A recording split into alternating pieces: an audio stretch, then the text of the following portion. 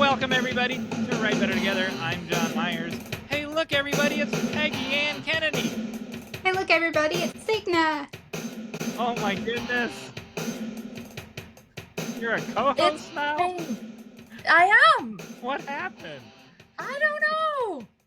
I'm in America.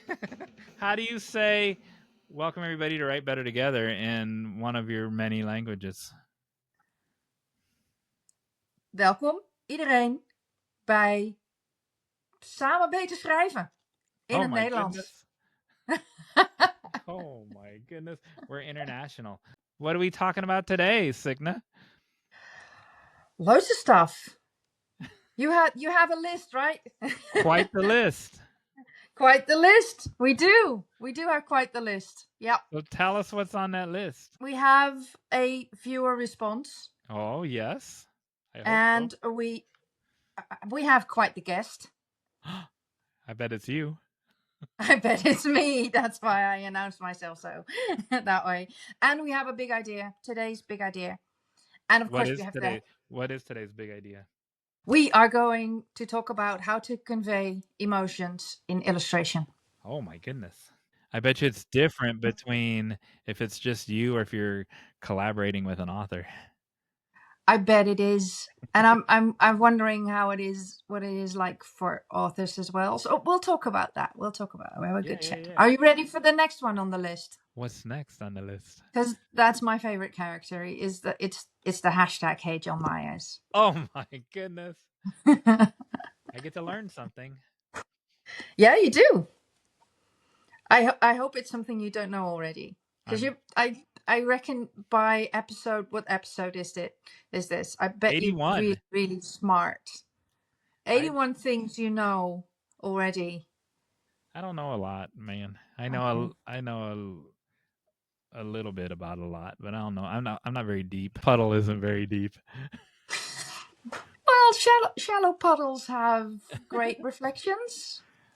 Oh, look at that. I think. You're such an artist. Yeah. And then we're going to have the call to action, of course. Yes. And we're playing a game. The final act. Yes. Oh, this is going to be a good one. You're going to do well. I hope so. Oh, God, I hope so. The game is always makes the other person look better. It's not gotcha. Oh, you know what I mean? Like, you try to make the other person look better. That's why there's no trivia, because all you can do with trivia is get it wrong. Yeah. Usually when people say, oh, this is an easy one, then you get it wrong. Yeah. That's what happens in trivia. Yeah. Exactly. So yeah. Or they say, oh, you know this, and then you get it wrong. Yeah. And then you know it on your drive home or on yeah. Or in the middle of the night, you sit up straight in bed and go like, magnolias, for no reason. Yeah. On your horse ride home. Yeah. So tell everyone where you're at who haven't seen all the this is your 5th appearance, I think. Yeah. When you get to 10, you get a jacket. I get a jacket? Yeah, like a 10 timers jacket. Cool. Does it say like Pink Ladies or something on the back? It's like a master's jacket. It's green when in the golf tournament. Yeah. I don't know. You'll be the first one to get there, I'm sure. So you'll I don't know if it counts though once you turned into a co-host. I don't know. Probably not. No, I have to go back to guest status. You have to get demoted. Yeah. All right. Please demote me. I need a jacket. What? Yeah. Do what? Okay. Sorry, I said please demote me. I need a jacket, but we'll talk about that during episode 10. Winter is coming. You need a jacket. Winter is coming. You asked me something. I asked you how you got out of your bubble this week. My bubble is my little house, so it's quite easy to get out of it. Just walk out the door. But some days I don't. Today, I went for a ride with my horse, which was lovely because we're having amazing autumnal weather, beautiful, a little bit too warm for him, so he was a sweaty boy. But we went a little block around the fields today, and let me tell you what we met. We met cows that broke out of their field. Uh-oh. Yeah. we met the neighbors' horses who were loaded on a trailer to be taken away. I think they were sold. We met Not sheep. to the glue factory. They No, weren't going no, to no. the They glue have factory, I fancy hope. horses that go to proper owners with loads of money. Yeah. Okay. And then we met sheep, a bunch of sheep, and we have like two kinds of sheep in this little block around the field. We have the runaway kind of sheep, and we have the run towards you kind of sheep. Now, the run towards you kind of sheep, they're pretty scary. They scare my horse every single time, and the runaway sheep are okay. But one of the sheep was on its back. Do you know what happens to sheep when they're on their back? They count humans and they fall asleep. True. No, I don't know. No, they fall asleep and never wake up again because they find it hard to get up because of their Oh, woolly coat. They find we're not even in the Hey Jon Meyers section I yet, was gonna but say this sounds like Hey Jon Meyers. yeah, but I was worried it couldn't get up. But then you see this you see this sheep with its legs going up, like going, help me, and my horse got slightly freaked out, but he was okay with that. So we met the other sheep, the one to run towards you kind of sheep, and they followed us along. So that was pretty scary. We saw swans, we saw herons, white herons, and we saw 2 deer. All in the same day, in the All same horse all ride. in the same hour, Jon Meyers. You That was live all. you It was freaking amazing. you live in a animal preserve. On an I do. animal preserve. I do. So this morning, one of my friends in France, I think she's in France, uh, she on her Facebook, 10 sheep, and she counted them and then she fell asleep. No, 10 sheep came into her garden. Do you call your front yard a garden there? In Um. in the UK, And they call their front yard a garden. So I don't mean a garden where you grow vegetables. I mean their front yard. okay, yeah, we have like front yard, which can be grass or tiles or anything, or place you park the car, whatever. And we have garden where you keep plants and stuff like that. Yeah, Yeah. that's how ours is. But anyway, uh, so her in her case, she's out, having her morning coffee, and these 10 sheep that have never been on her property ever, like it's in a rural area. It's not in the city, but like it's all like neatly manicured lawn and shrubbery and stuff. And she's just sitting at a little bistro table having her morning coffee or her tea. And here to come these 10 sheep. And they just kind of walked up to her and stared at her. And then the dog, the dog didn't know what they were, and they didn't know what the dog was. And so it's funny that you saw some. What's with the sheep these days? They're just everywhere now. And the cows. And the cows. The cows got out of the field twice today. It was a wilderness. It was a wilderness. Yeah. How old's your horse? How old my horse is? He's 8. And what's his name? Briesinger. And you call him Briz? Yeah, Bries for short. Breeze? Bris. Yeah. Bries. Bries in Dutch also means when they kind of nicker, when they go. Oh yeah. Um that is called, oh man, I gotta look it up. I'm gonna learn a new word. Yay! Because I like the word nicker because we don't have a word for it in Dutch. That's a great word. That's a lovely word. That's a great word. That sounded like a horse. Yeah, I know. I'm fluent I in horse language. I wasn't looking up, and that sounded. I think the horse is in your house. I'm. You realize that's. I'm gonna make that a short now. I'm cutting I it know. You have my permission. No, you need it, but you have it. It's like a reverse Hey Jon Meyers. It's Hey Signe. Do you know what what we call that in English? In American English. Yeah. And then I'll tell you a story about how I know this. I like that you said knickered. I don't know that I don't. So in America, we call that a bilabial fricative, and so two lips percussion, and because they're exhaling through their two lips, making that noise. Make that noise again.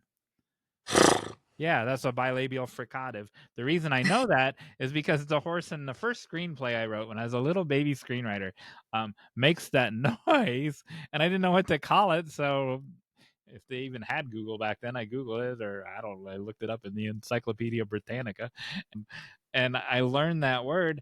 And then it's also the first instance of pushback that I got from a reader, or a producer, or a mentor, or somebody. They're like, I had to look this word up to know what it meant, bilabial fricative. Don't ever put a word in your screenplay that the reader has to look up. And I'm like, okay, give me a better word for it, and I'll use the better word. And now here it is, 25 years later, and now I have a better word, knickered. Yeah, but they're not the same, are they? Because a knicker is like a like a Oh yeah, you're more right. staccato neigh, which we don't have a word for in Dutch, and bries, which we have a lovely word for in Dutch. You don't have a well, you have a word for it, but it's very long. It's very long. So now I have a better word for it. It's breeze. Breeze. Bries. Yeah. Oh well done. Well done on the pronunciation. Oh, thank you. Bilabial fricato. No, that sounds like a Yeah. recipe. Oh, Bilabial, right. fricative, fricative. Fricative. Are you gonna go? Okay. Are you gonna go teach Breeze that word now? Yeah. Afterwards, Next video I make on my Instagram reels, you'll see him saying, "I know what my name is in he read my book. American." Yeah. He You read read. your screenplay. Yeah. He re- That book. Yeah, he he did. re- He did he, read re- your book. He liked it. he read that book. He's looking Yep. for carrots He doesn't know what pantomime is, but he knows what horses are, and he loves carrots. He gave it 3 carrots out of 4. because it didn't have enough carrots in it. I'll make sure there's Yep. carrots in the next. There'll be more carrots in the next one. All right. Now you ask how I got out of my bubble. Oh yeah, I do. Jon Yes. Meyers, Yes. sir, Yes. how did you get out of your bubble Oh this Lord, week? don't call me sir. I'm trying to break Peggyann from calling me sir. Now it's rubbing off on you. I'm surrounded by I wanted people who to, call me I sir. wanted to be polite, like Peggyann is. That's what we co-hosts do. She is polite. So this is before I even knew that you were going to be my co-host today. You went out horseback riding. I went out horseback riding and I came across so many sheep. No. I took this picture for the next time that I talk to you. And cuz it's new and I didn't know when the next time I was going to talk to you before cuz I hadn't asked you to do this yet. And you will like this.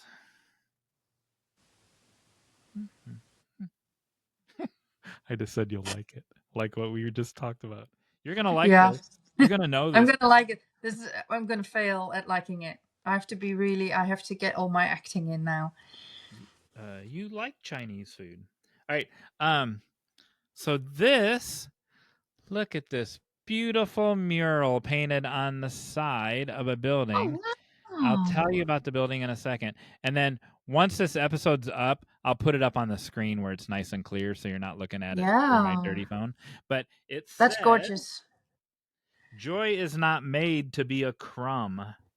And it's got a hand, an outstretched hand, and it's got birds flying, and here's a bird. Oh sweet. Oh nice. That looks like a hummingbird to me. I'm not down with all American, but lovely.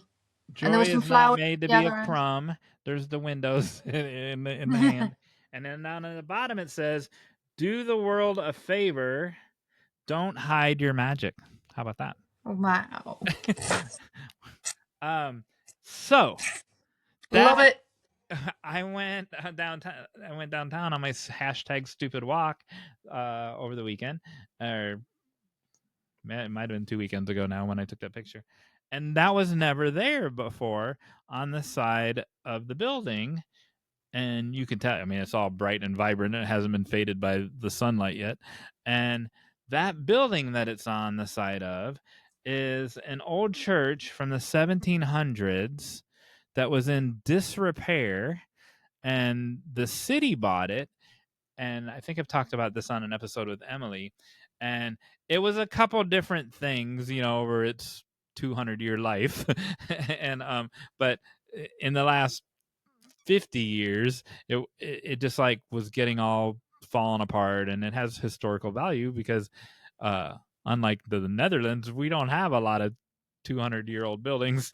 and uh and so uh and like it was a thrift shop, and it was like just like and then it was just nothing, and was storage, and it was a shame it was going to waste. So the city bought it, and they tried to do a couple things with it that never really clicked, but then they turned it into a commercial kitchen that for the community to use if you can afford to rent it. And it's like really cheap, it's like $25 an afternoon or $30 an afternoon.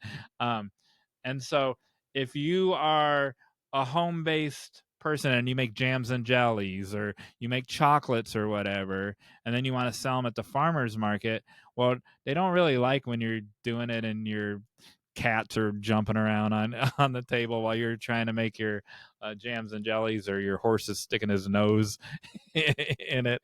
And so you can use it. I mean, it's state of the art, $3 million commercial kitchen, chrome, stainless steel, everything. And then if you can't afford it's already a low price, but if you can't afford it, then they have a program to where you just have to prove that you can't afford it. You fill out some forms, and you get to use it for free.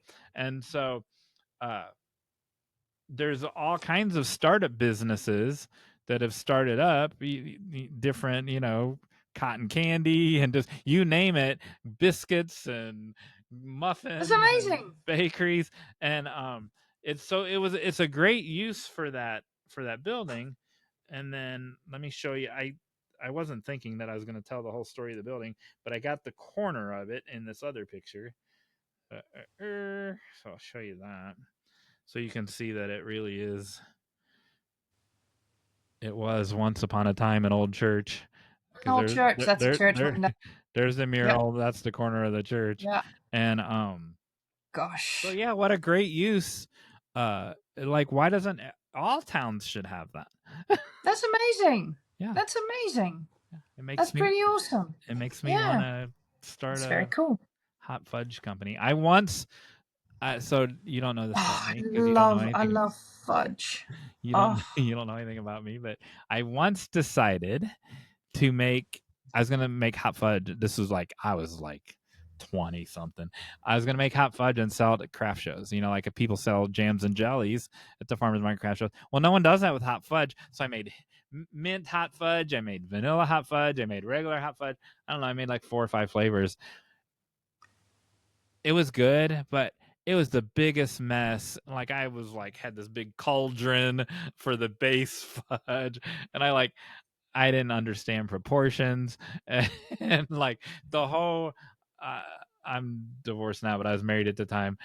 Like my wife comes home from work, and there's like just chocolate everywhere in the whole kitchen, and it was the messy. So once I sold that batch out, I never made any more. It was too messy. But if I had that commercial kitchen, that would certainly help.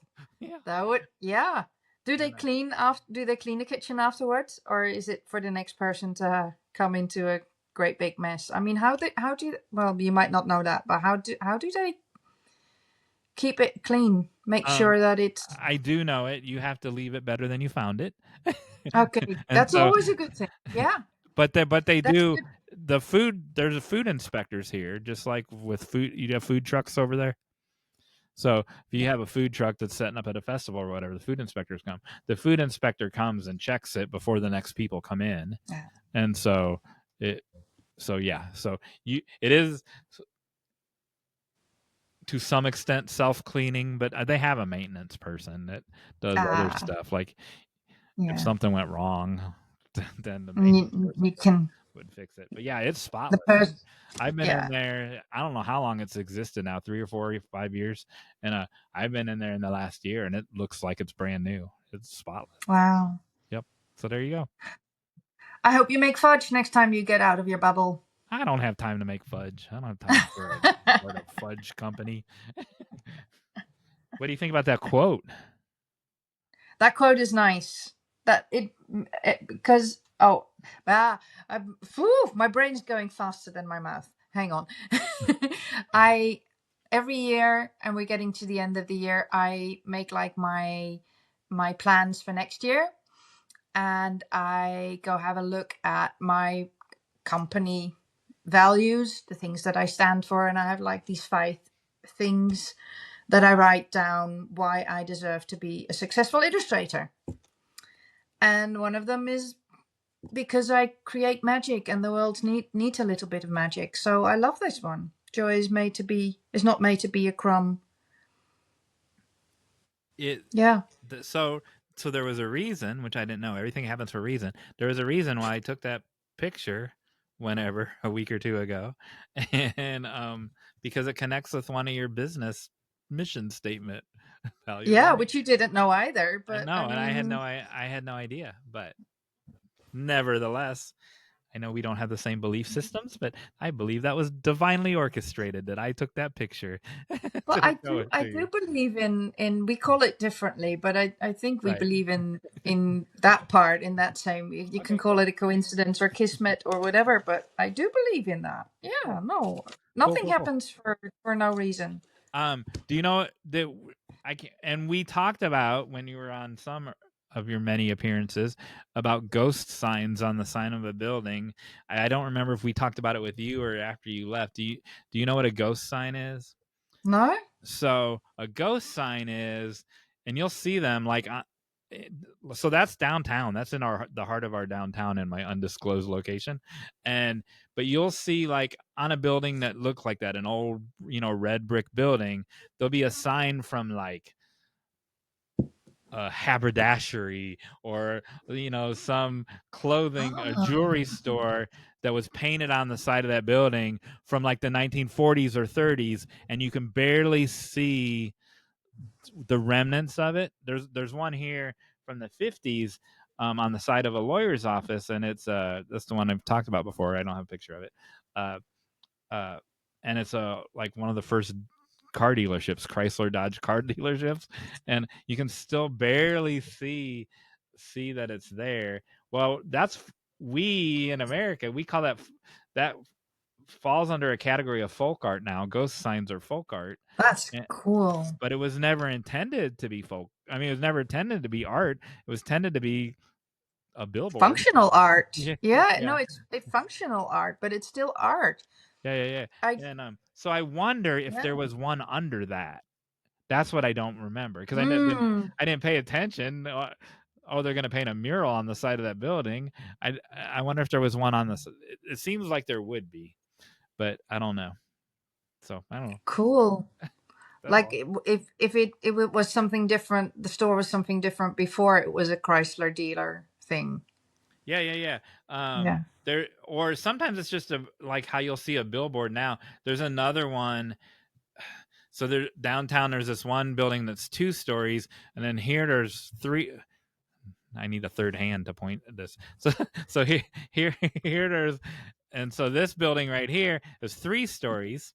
Right Yeah. here, there's Ah, yeah. there's Yeah, the yeah. shadow of an old 7 Up, but it's painted right on the brick. It's not a Yeah. billboard up there, but there's a shadow of an old 7 Up pop logo, soda pop logo.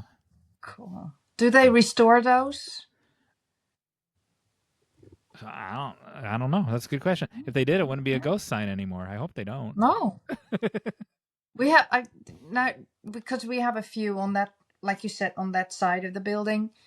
I can recall one. I'm gonna visit it tomorrow. I'll take a picture of it for you. Yeah, and I'll And next it's time I go like a down there. bakery. It's Yeah. like a bakery, and they redid the sign, and it's beautiful because it's got this lovely little tree, and then you can sit down underneath it in the summer, or you can probably sit underneath it in the winter, but it won't be as cozy. But you can sit underneath it in the summer and have like lunch there, because it's not a bakery anymore. It's like a food place, but it's lovely. If yeah, I'll take a picture for you tomorrow. And I'll try to, if I remember, I'll try to take a picture as well next time I see one. Folklorists study those because they're remnants of history. They don't just study them in a nostalgic way. They study Mm. them in a culturally, social context way of what does it say about the use of public spaces and stuff.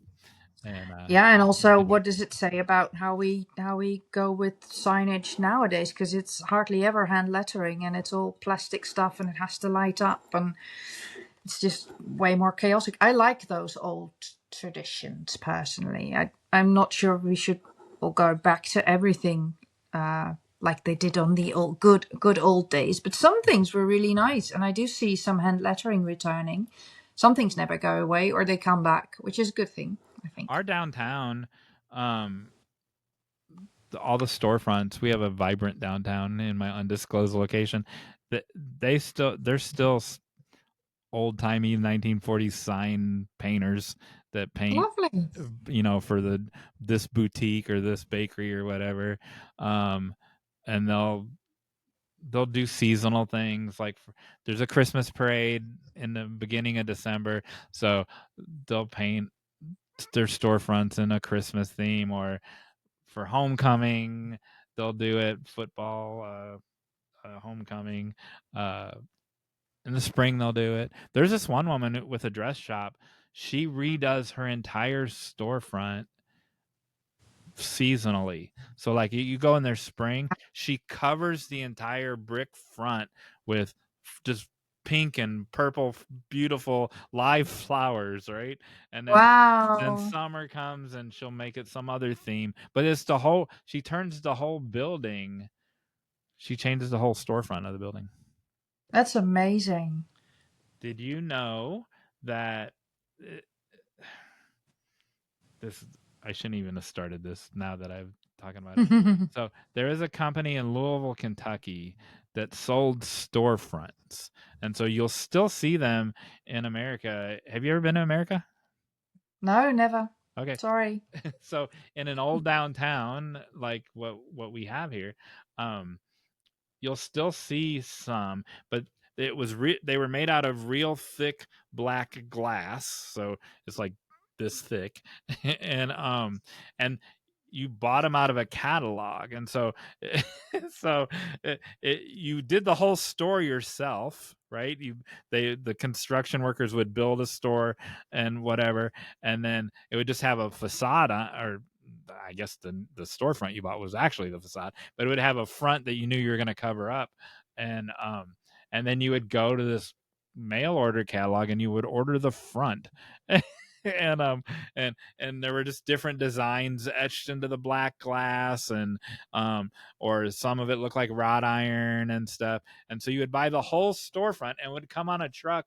They would deliver the storefront to your downtown, and you'd put it on front of your jewelry shop or your No bar, way.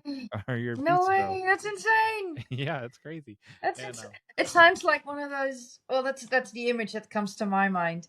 Is that it's one of those Western film sets where it's just the front of the village they ride into, and yeah, so and these then are all, there's nothing on the back yeah, except on these storefronts have like a store in the back. But yeah, like, yeah, yeah, kind that's of like cool. that. These are all kind of art deco. They're so like our old theater has Oh, one, lovely, a jewelry store has one.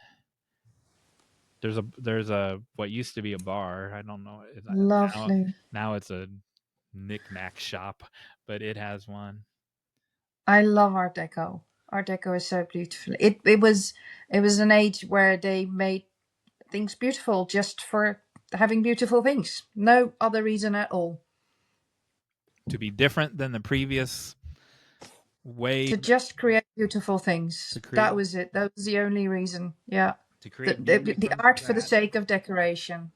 I love that.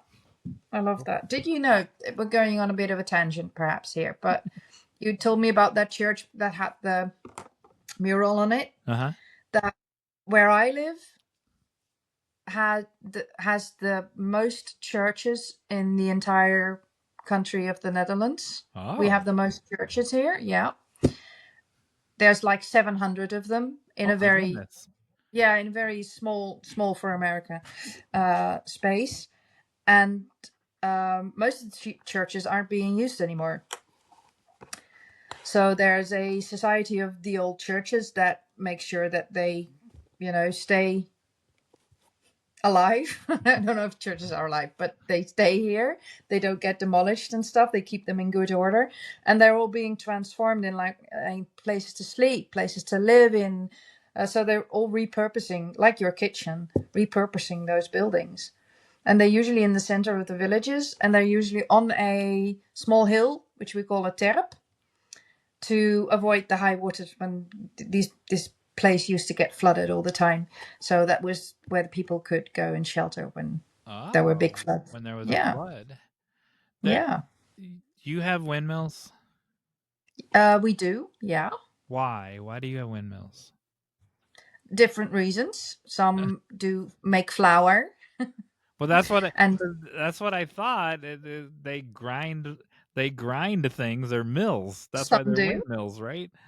but a lot of them do manage the water levels, So and they is still do. so is it still called a windmill because it's not a It's because windmill? it's wind operated. It's still called a windmill. Yeah, but it's not a mill. It's not grinding flour. No, that's true. I never thought about it. It's milling water. It needs a different name. I don't know why it's yeah. So, but do you have lots of them, or Yeah. is it a fluke? There's lots of them. The nearest village here, one village over, has one in the center of the village, and it's still working.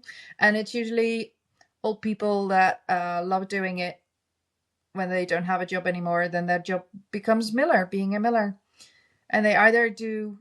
Most of them do the water thing. They displace the water from one place to the other, so the water level stays. Oh. We don't get wet feet too much Do they here. have do you have lighthouses? Yeah, we do. You're asking all the great questions because I can see one lighthouse from where I'm at. When I go outside now, I can see the light going just faintly because it's on the island in the Waddenzee, in the Wadden Ocean. Waddenzee? Waddenzee. The big mud flat sea on the top of the the top bit of the Netherlands is together with Germany and Denmark is all the Waddenzee. It's a UNESCO World Heritage area, and we have like 5 islands in there, and one of them is really close to where I'm at, and it has 2 lighthouses. One of them is working, the other one is not. Oh, is it? One is red, the other one is white. Oh, wow. It, I don't know. I forgot what I was gonna say. You asked if we had lighthouses, but I don't know why. I don't know. My brain went from windmill to lighthouse. I think there was a very clever segue in that, but it wasn't. Well, because people use the lighthouse so they don't crash into the shore. Yeah. And then you said that the windmills were used for water displacement. So I was wondering if they were on the shore. And then my brain went to the lighthouse. Are And because some windmills on the shore or no? we have water everywhere, Jon Meyers. Oh, I don't know. We have water everywhere. We have more water here than Then land. land. Can you see Yeah. water from your house? Yes. Oh, Like almost every house can. There's water everywhere. Seriously, it's ridiculous. sounds beautiful, and you say it's ridiculous. It's ridiculous. Yeah, we call them sloten. I think in English you would say ditches. And we have plenty of those. They're everywhere. They're literally everywhere. And then where I'm at, we have a couple of ditches around our land to keep the cattle in, but also to keep the water off the land. And then there's an old I don't know what the English word is for this, but you have, I think it's delta, like, yeah, kind of like a delta, because the sea used to come up to here where I am at, and they made a lake out of it now, so it isn't connected to the sea anymore. But we have an old part that of the sea that would come all the way in here, which is like 20 kilometers, which I have no idea what that is in miles, because we do metric. We don't do the miles and inches and that sort of thing. But people can look it up. It's beautiful. Your ditches, are those natural or are they man-made? Man dug. Okay, so They're natural by now because that's ages and ages and ages ago. But they're, yeah, and we have to dig them out all the time. Yeah, so to make sure they stay open. In a previous episode with Esmatisco, we say things. There are colloquial, regional, different things that we say because we're from 12 miles apart from each other, where we grew up, and so we say crick instead of creek, like the band Nickel Creek. We say crick, but she had a distinction that I never had. Her cricks were like irrigation ditches. That was a crick, but if it was a natural flowing thing, it was a creek. Where we just called everything a crick. Yeah. So that what we have are cricks then. Yeah, if they're in Esmatisco land, yeah, in Esmatisco, they would be a crick. Cool. Cool. All right, what's up? What's up next? Is there a viewer? Do you have a viewer response? Oh, yes, I do. I'm doing the list. Jon Meyers. It's my first time as a co-host, and I'm doing the list. You're doing great. Yay! Oh, that was like what? Fishing for a compliment. Fiddly-doo. Excuse my language. I said fiddly-doo. You did not. We have responses on the Instagram. We have an Instagram. Yes, we have Right Better Together. Yeah. At Right Better Together. We have a Facebook. It's Right Better Together now. On the Twitter, on the X Twitter, it is Right Better TGTR, because you can only have so many characters. And on the YouTube, it's just called Right Better Together. Yeah, on YouTube, it's Right Better Together. So get on the Instagram, people, as well, because it's still a nice place. Yes. If you meet the right people, it's a good place. Just block the bad people. Yeah, just don't ignore them. Don't even block them. Just ignore them. The algorithm is your friend sometimes. Here, I'll use this one. So ask me again if I have one. Do you have, Jon Meyers, a viewer's response? I do. Funny you should ask. So Abby Allen, do you know Abby Allen? She's a writer, screenwriter, novelist. I now that it's come out of my mouth, she might not be a screenwriter. I know her now. In the UK, she responded to. We talked about, Esmatisco and I talked about people who use word count to decide what's a novel or a novella, and that's wrong.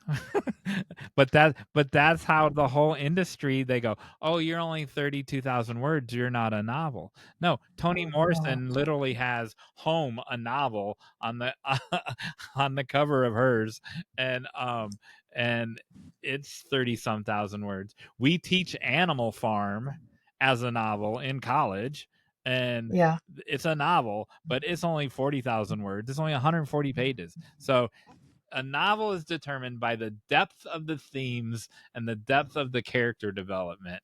And can it be 4 pages? No, but there's certainly, my favorite novel of all time is Trout Fishing in America by Richard Brautigan.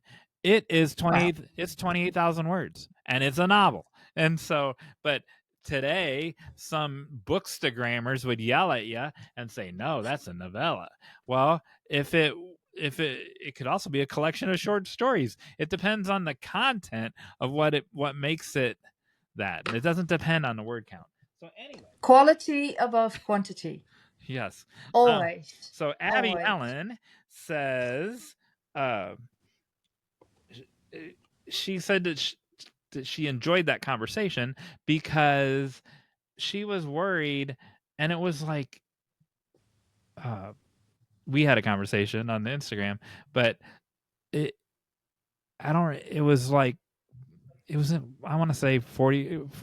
You're not gonna know the difference no matter what number I say, but it was like 45,000 words, and she felt like that everyone was telling her that she needs to write more words because it wasn't a novel, it was only a novella. And so she appreciated our conversation that we just had, because it kind of gave her permission to, if the story's done, the story's done. You're not gonna put padding in it to make it long, to make it longer, and that's not what determines it either. And people are gonna push back on this, but too bad, they're wrong. And the woman who buys your book in Target never in a million years knows how many words it is. Like, I that's the was thing just that wondering, yeah. just as you explained the difference between how many words is in a book, and you held up that little book, and I was just wondering, before we had word processing programs and computers, would people actually take a book, enjoy reading it, and then go back and count all the words? No. And also, if you translate a book from English to Dutch or from Dutch to German, it would have way more words in it. So if it doesn't Yes. have enough words, then write it in a different language, and it's going to have way more words in it. It doesn't make sense. Yeah. I'm not a writer, but I agree with you. It doesn't make sense to go by word count to give it a name, a proper name. It's either a good book or it's not, a good story or it's not. Right, and you're doing it, it's not a diary, so you're doing it for the public, you're doing it to sell it to them, and Yeah. none of them ever, no one goes, oh, this book weighs more than this one, I think I'll spend my $10 on the one that weighs more, the one that has more pages. They don't do that. Now, so it's a publishing industry thing, it's not a consumer thing. Now, there's a purpose for that definition that I don't agree with, but there is a purpose. Like, if you're an agent or a manager and you're soliciting novels, right? Because you're looking for a novelist or whatever, you don't want to. And you're going to get 100 submissions a day. You don't want a bunch of queries from. You don't want 100 of those, right? Because there are going to be 100. They're not all going to be good, and they're not all going to have developed characters. They're not all going to have a really developed theme. And so if you didn't have some kind of measurement tool when you were soliciting things, you would get what you don't want. Just like at a film festival, there are shorts that are 30 minutes, film shorts that are 30 minutes, 45 minutes, because they're not a full film. Well, most film festivals don't want those. They used to want 15 minutes. Now they want 10 to 12 minutes, because they want to be able, if you can have, when they're 15 minutes, you could fit 4 in an hour, right? So you could fit Yeah. more into this. If they're 10 to 12 minutes, you can fit 5 into an hour, because there's always a couple minutes in between each one. And so, it's the But you can go watch 5 short films, if yes. you will. Watch 5 short films. You come out the cinema, wherever you are, and you go like, out of the 5, I really like this one.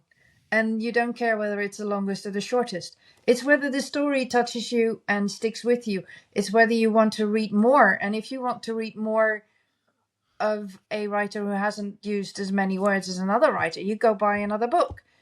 And other writers just put it in, like, they enjoy big books. It annoys me. This viewer response annoys me. Abby Allen That's my doesn't answer. annoy you. Sorry? Abby Allen didn't annoy you. No. The viewer did. No, she didn't. No. She's But innocent. no, I love that she responded to it. And I think that when you write a book, it's going to be a book. A book, by definition, is a cover with paper in it, with words on it. Yeah, you And keep saying you're not a writer, if but you you kind of have like categories, then go ahead. no. I'm not a writer. You keep saying you're not a writer, But you are, because hold up letters to Auntie T.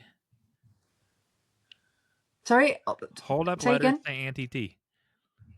Hold it up. I don't have it here. Oh.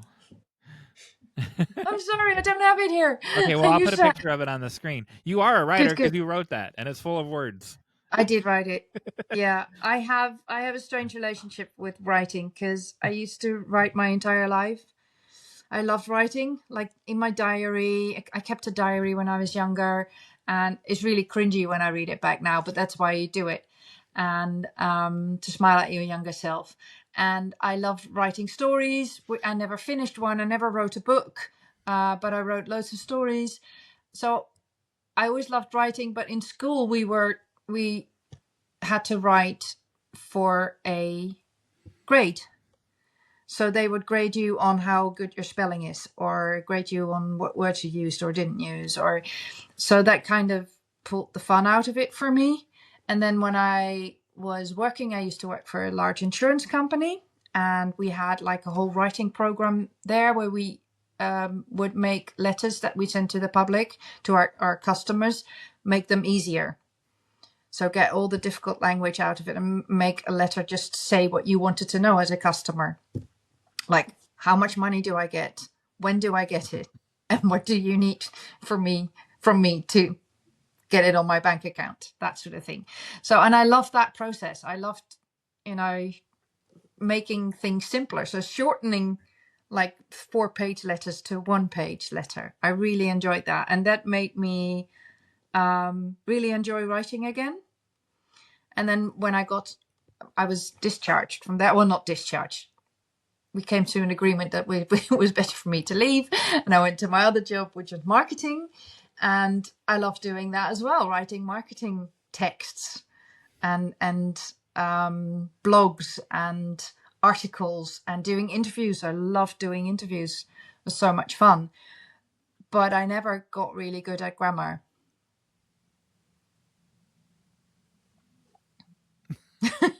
So that's kind of my.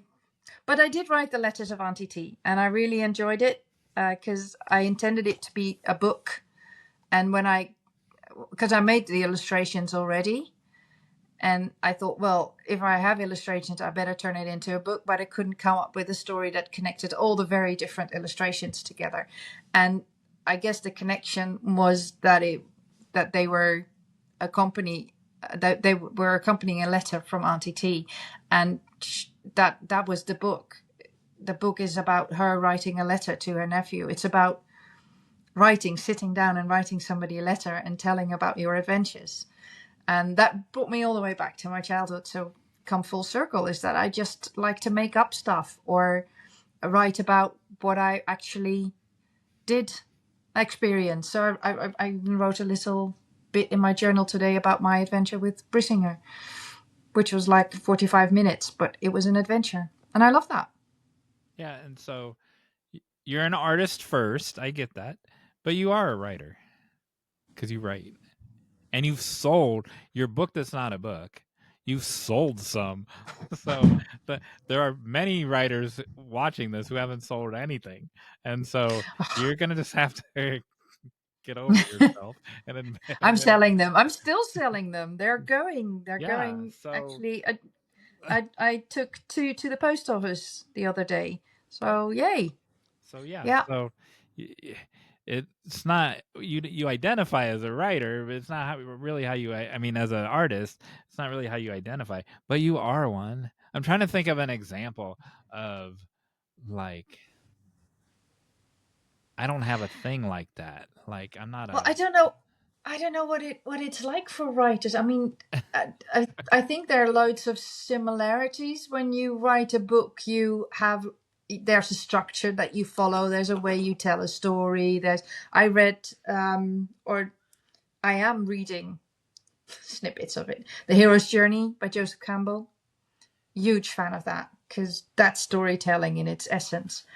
And there is like a mythology to it to write a book, or do you just start writing and think, hey, this is going in a nice direction, let's keep going?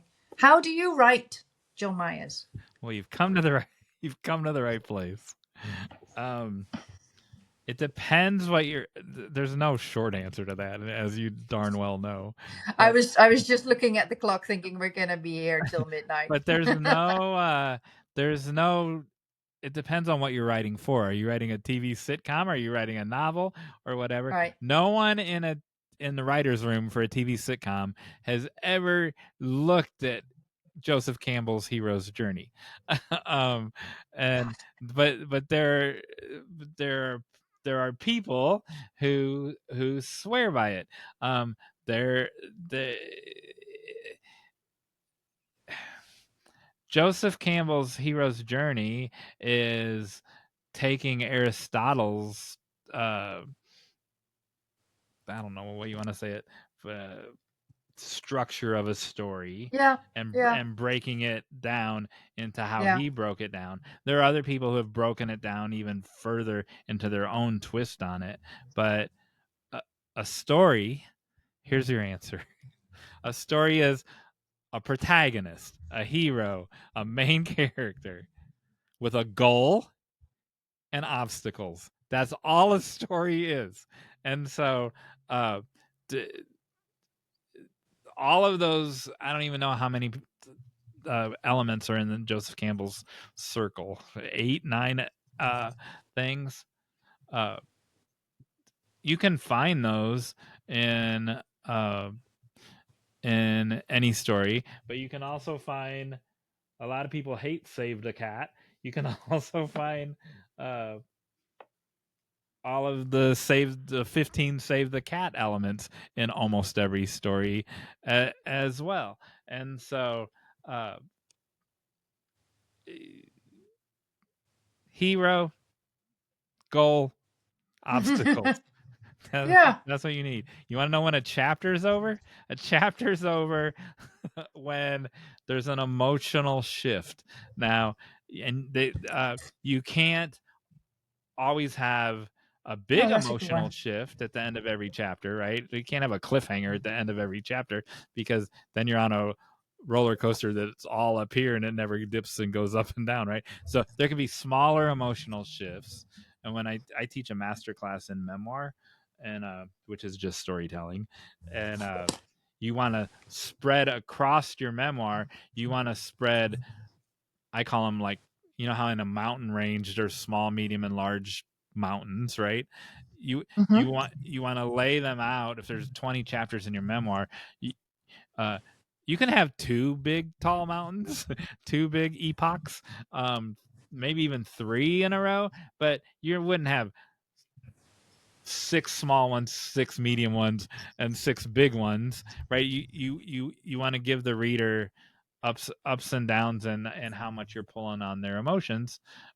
Just like you need time when you go out to market, you need time 3 months or 3 months 3 days after you spend all day socializing.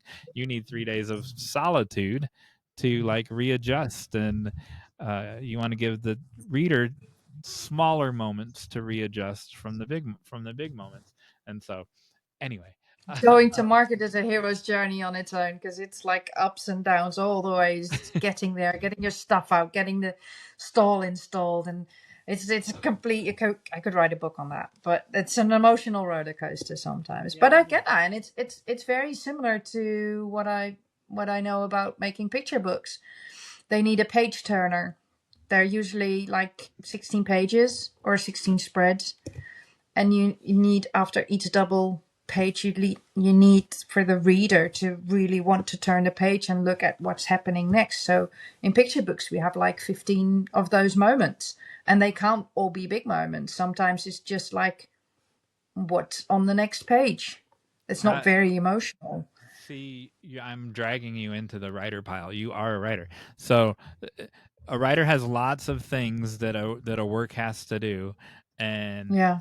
but the main one is turn the page, right? Because Yeah. you can have powerful metaphors and themes and characters. Well, if the reader's not turning the page, none of that matters. And True. so your Yeah. job one, like a doctor, I've talked about this before on the show. A doctor, first do no harm, uh, air airplane pilot, keep the plane up in the air. An EMT, stop the bleeding. Your first. They have other things to do too. Doctors prescribe medicine and Yeah. and set legs in a cast.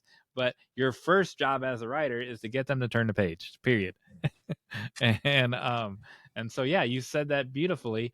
Now we're segueing in beautifully into the big idea. How do you Yeah, do that with an illustration? How do you convey those emotions with no words, with just illustration? Because it is storytelling. absolutely. Yeah. And even in one page or Yeah. in one painting you have storytelling. So I guess the same way as you do in a book, you have a character and they're going to do something, they're going to experience something, and the reader is going to invest in that character, whether because they feel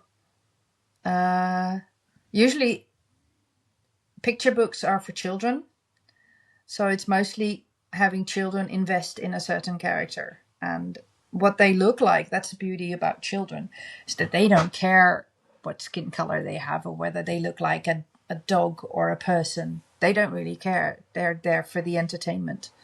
They're there for the picture book. But you and they pick up on emotion very well in drawings because they don't read words at a very young age. Later they can read words. So you don't have to say the main character looks sad. You just make them look sad because they know what sad is. Do you have Toka? I looked her name up. Am I saying it right? Toka and Trunk, the taper. Do you have them there on your desk somewhere? They're in my sketchbook because Okay. the silent book I'm working on, I always slow going. I just started to redo the entire story. So in the episode that came out today, where you're the guest with me and Peggyann, I put their pictures up on the screen because you were talking Okay, about cool. them, and I couldn't remember her name, so that's how I know Toka's her name. And I also learned that Toka looks like you when you were young. I learned that too. Yeah, true. Because you need to base stuff off of yourself. This is how she started out, or they could be a day as well. I love transparent paper, but it doesn't show very well on the internet. I have a big one of her. I'm just looking it up. Well, So I'm looking for the picture. That's why I'm not ignoring you on my phone. I'm looking for the picture that I sent to myself that I used in that episode. is it this one? No, very good. No, there were a bunch of little ones. There's a whole page of little ones, and she has, Oh, that one. Then I can just flip and then flippity there was a whole floppity. page of Yeah, like a whole Trump. spread. This one. Here we go. Yeah, like that. And that's you as a child with wings. That Yeah, so these are what we call character sketches, which you probably do in writing as well. Is you try to sketch out a character and think of what are they doing in the world, and does that's where my ideas come from. does she always have wings, or she was wearing wings? No, I was drawing her, and suddenly a fly appeared. But I don't know. There's no reason. It just happened. I think she had a fly on a leash. Oh, I remember there's this lovely video clip of a girl who has a fly as a pet, and then she kills it, and then she's really sad. So I think that stuck in my mind somehow, somewhere, and so I was sketching, and she appeared with a fly, and then yeah, there she is. I think this is the first one. That one right there. She's Yeah, holding like a little bit of rope. And then yeah. I thought, what's at the end of this rope? Well, a fly. Oh, And here she is happily skipping with her pet fly and a bunch of other flies. So that's how my character building just happens, because I start sketching and things appear, and from there a story can be born about her having a pet fly and wanting to be a fly. Well, I want to talk about those wings for a second before we go on the trunk. So, Yeah. when I was in 5th grade, so you know what a meme is, right? Yeah.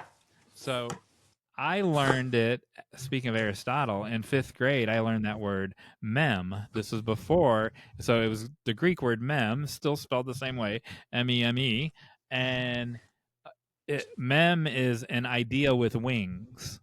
And so that's where the word meme comes from. I don't know why we changed the pronunciation, but yeah, I learned that when I was a little 12-year-old Jon Meyers. And so before there was the internet, obviously, when I was Awesome. 12, An idea with wings? an Is idea that with what you said? wings. Yeah. Oh, I love that. And so like the first example that I could think of is, that graffiti Kilroy was here, Yeah. right? Yeah. Well, it's Yeah. different if he's graffiti on the side of a train or if he's painted onto the front of a missile in World War II, right? So the idea changed, the idea changes depending on the context or where that drawing is. So that's what a meme does. A meme changes depending on the context that surrounds it. Yeah. So Yeah. Kilroy was the same way. That keep on trucking guy, you know him? No, I think he's American. Hold on. I think that's an American thing. Sorry. uh,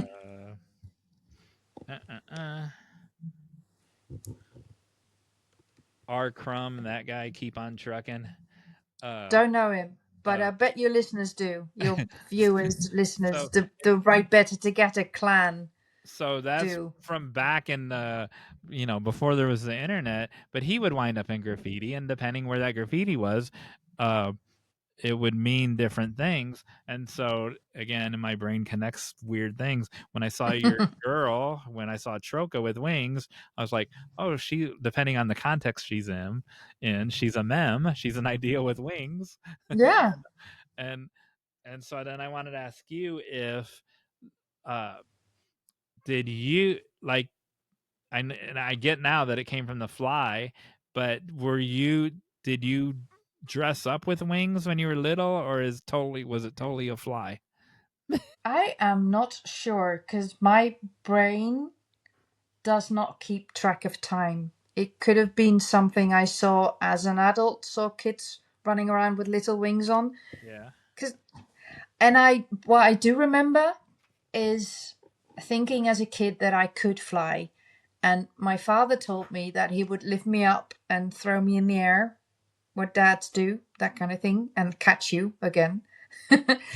But that gave me the feeling that I could fly as a kid.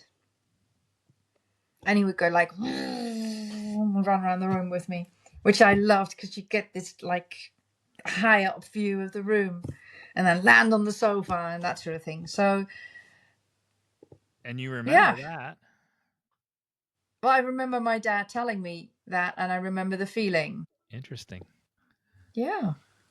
All right, trunk. Taper. Yeah, I love those creatures. Some people ask me, why a tapir? I don't know what it tapir. Also tapir, also taper. Well, no, I could be saying it wrong. So I'm saying taper because last week you approved of that pronunciation. I still do because it's probably pronounced differently in your language and my language, and I'm just used to saying tapir. I've never seen one in real life. Do you have them running around? I have in the zoo. I've seen them. I've adopted them at our local zoo for a year or so, and I've seen real ones in the zoo because they're endangered. They're an endangered species, and they're like 4 different types of tapers. But I remember how it went. Well, like I said, my brain doesn't know time, so I don't really know the sequence of events. But Brissinger, he loves getting belly scratches. And when he gets belly scratches, he crunches up his upper lip. So he goes like, he really loves it. And tapirs also love belly scratches. And they also scrunch up their upper lips. Only their upper lips are like a small trunk. And I think they're amazing creatures. They look crazy alien-like. They love napping. They're always napping. They're napping, eating, or swimming. So I think they have a wonderful life. And They're I don't even know how to compare it to. They're just tapers. So they I know are they're what they are. endangered. I know they're endangered, but could you have seen one on your ride this morning when you were seeing all those other animals, or they don't have them up No, there? they're not. They're not here. We don't have them here. They're in North America and Brazil and that kind of.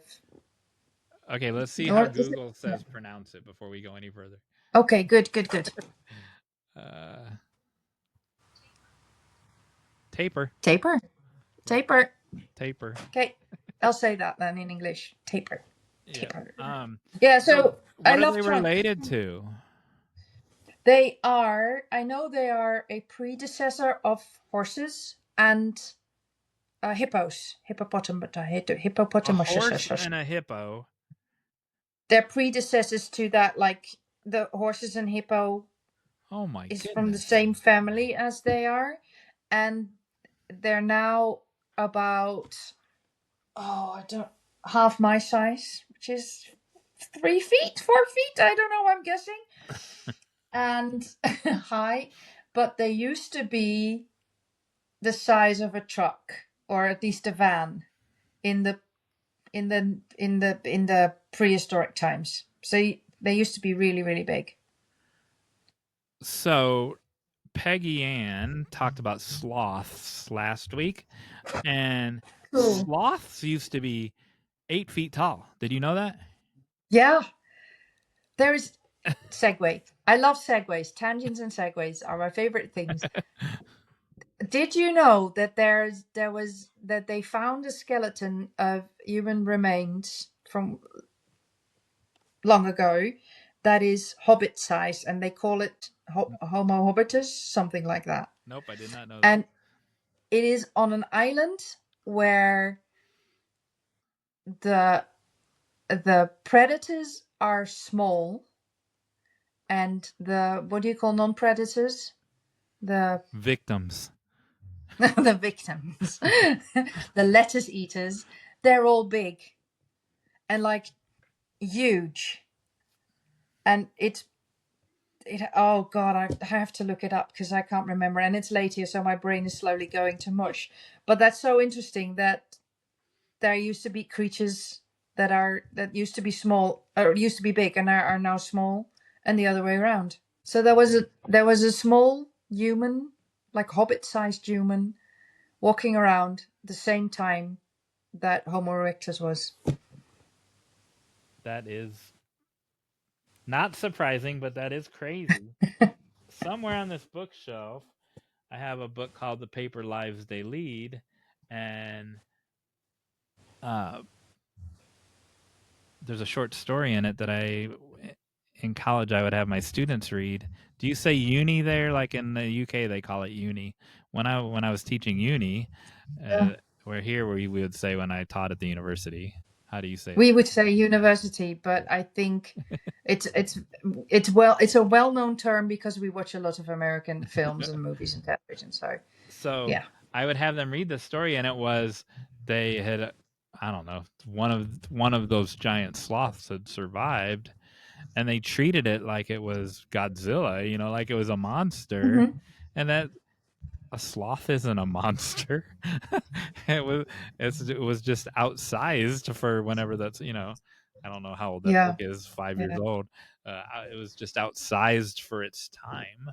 So that's interesting that just based on size, like the people that you talked about, can be viewed differently and during different time periods in history. Yeah. Yeah. Even though Yeah. you don't acknowledge time in Signe world. Signal world. No, my brain doesn't handle time very well. No. No, So I can't sort my memories in correct time slots. It just kind of goes all the way all around. on Yeah. on a future episode with you, I want to talk about the relationship between the two, like between Toka and Taper. Taper. No, Trunk. Chunky boy. Toka and Yeah, Trunk. I And named him then Trunk how because I like like the the double. double Sorry, I P. like the double name in Trunk. Him having a nose trunk and being like something that you can store stuff in, like a trunk. Oh. Because in Dutch he's called koffer, and koffer means suitcase. Oh. So I thought that the English translation is even better because it's like a trunk that you can. That's how the character started out. That gosh, that's a long story. I'll try to keep it short. I was also working, or am still working, on a book idea called Chicken Wants to Fly, based on one of my. I shouldn't wave my pencil around. Based on one of the chickens I had here. And they go on an adventure, and then there's a plane crash, and that's how they meet Trunk, because he was in the airplane and he looks like a trunk and can hold a lot of stuff, and he has all these stickers on him on where he was, and so Chicken is completely worshipping him because he's been places and Chicken hasn't. So that's how the name came to be, but I still like the name. And I Ladies do and think that gentlemen, they this are. woman said that she wasn't a writer. I have a big imagination. A half hour ago, she said she wasn't a writer. I know. So these are sketches of Chunky Boy. So on a future And episode, I want to talk yeah, about the decisions that you had made. So write this down. We'll talk about it some other time. yeah. The decisions you had to make about the relationship between the two of them. Because Calvin and Hobbes have a totally different relationship, as do Christopher Robin and Winnie the Pooh. They have different relationships, and so I want to hear about what you had to think about how Toka and Trunk, when you formed their relationship. That's a great question. I know. So that's Because why it's a vibe, and I haven't written it down, but it's good. That's a good question that somebody who teaches writing or tutors writing, because it's all would. choices. Yeah, So I want I to hear hadn't about thought about it. the choices that you made in Yeah. that area. All right. So Okay. so you have sketchbooks of drawings and drawings and drawings. How do you decide I love that you brought up that your whole job is to make them turn the page, because that's why you're here, man. That's why I believe that. How do you decide how you're going to arrange them on the page to make me turn the page? Oh, that's the hard thing. That's the hard thing. I mean, how do you make sure that people want to read the next chapter? Chapter. You have to invest in the first couple of pages, get curious about somebody, something. Something has to happen, I suppose. The cold answer is I manipulate them to turn the page. but that's the true answer as well, right? And Yeah. we are all good writers, all good cartoonists. Did you know I used to be a cartoonist? No, I didn't. Here, tell the audience something while I go get a magazine. Hold on. Okay. Tell them a story or something. I have to tell you a story. Oh, at the top of my mind. Did you know that I don't know Jon Meyers at all? Just from this podcast, just from when he invited me on. That was the first time we met, because I made the illustration for the book and he wanted to be on the podcast, and so I don't know anything about him. Someday, I always said it was a very short story, Jon Meyers. Very short story. I was always gonna do an episode where it's just Esmatisco talking to my chair. Oh, I bet she's really good at that. I love her. Guest on it. So she has a wicked sense of humor. And I'll tie all this back into your thing. In a previous life, I was an editorial cartoonist, and I actually got paid. I was one of the 600, which is very few in America, of syndicated editorial cartoonists. And, wow. Which is weird because I hate politics now. I won't even talk about politics now. But it was very political back then, obviously. This was like when second George Bush was president. It was like back in those Mm. days. And so I quit. And I'm really good at it. And I quit because I just don't like politics, right? And then when William Bernhardt started this WriterCon magazine, uh, I believe when you have gifts that you have to use them, and he was soliciting articles for the magazine, and I said, I'll write occasional articles for you. There's 8 issues at the time when this came out. There were 8 issues a year. This was like 2 years ago, and I'll write a couple articles a year for you, but you have to put me on the masthead as your editorial cartoonist. and because I wanted to be on the masthead, and so here I am on the masthead as the editorial cartoonist, and There here's you one of my are. cartoons, and they're all writing cartoons, right? So they're like New Yorker kind of single panel cartoons about writers, and I don't even know if I'm allowed to show this because it's copywritten. I don't have the copyright, but this is how I draw. Like there's my Oh, style, cool. right? And uh, but That is cool. I can't draw the same thing twice, right? And so a single panel is great for me, but I could never do a comic strip because I can't draw Snoopy the same way every day or every week for the rest of my life. I just can't. And I know Snoopy evolved over the years, but still, you know what I'm saying? I couldn't draw Tapir or Toka 20 times and they all look the same. I just don't have the discipline to do that. I would get bored. But you uh it's fantastic. And so she has all of these different emotions, like on the one where the page I saw with the wings and stuff. Yeah. And Yeah. like you don't have the problem that I have with that you can't repeat. You can repeat. I had to practice that because I never draw the same thing twice, but that's a good thing because you evolve. But I have to keep checking my character if the proportions are still correct. But that's just, that's part of the job. You just have to check your grammar. So I have to check my proportions and make sure that the eyes are in the same place. Yeah. But I get that. Yeah. And Yeah. is that harder or easier to do with Toka or tape or trunk, or the same? The more often I draw them, the easier it gets. Yeah, and you have to keep at it. So when you're doing a character for a picture book, you have to like do the book in one go and not put it on the shelf for half a year and then try to pick it up again. And I think some people are a lot better at it naturally than others. I like to change things up all the time. Just like you, it's boring to draw the same thing over and over and over again. Yeah, I would get bored, and Yeah. that's like Yeah, when yeah. when you do the Hey Jon Meyers or we play the game. That's why they have to be different, because I would get bored if it's the same thing all the time, and I like learning new things. And Yeah. but you are also But good at it. All those pictures of Toka and Tapir that you can tell they're recognizable as the same character. they're recognizable as the same person. Yeah, but that was a little bit of practice and the pure will of wanting to make a picture book where you have to repeat the same character a couple of times. Yeah, and because you were asking how do you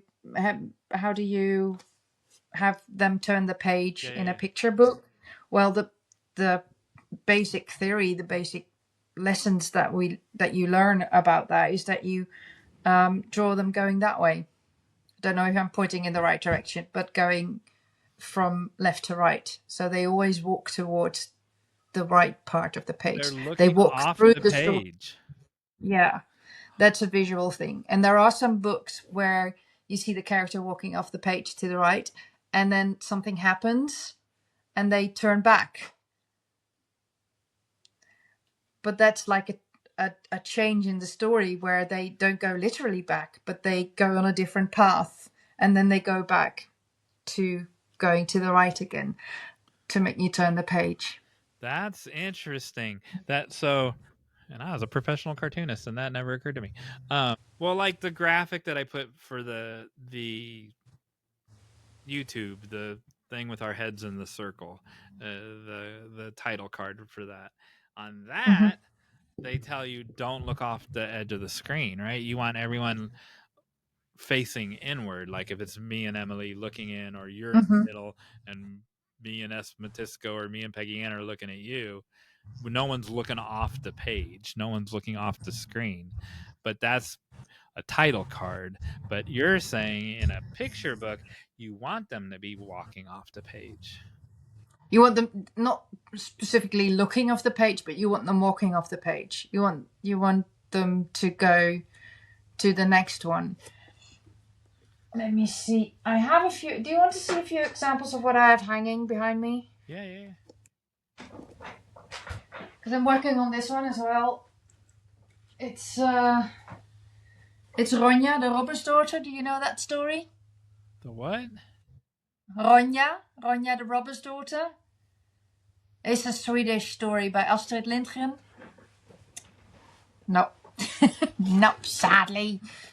It's a fun story. But this is her going off the page. Oh, zoom out. Oh. So this would... Oh, it's zooming out. So this would be a spread, so it would be cut in half in the middle.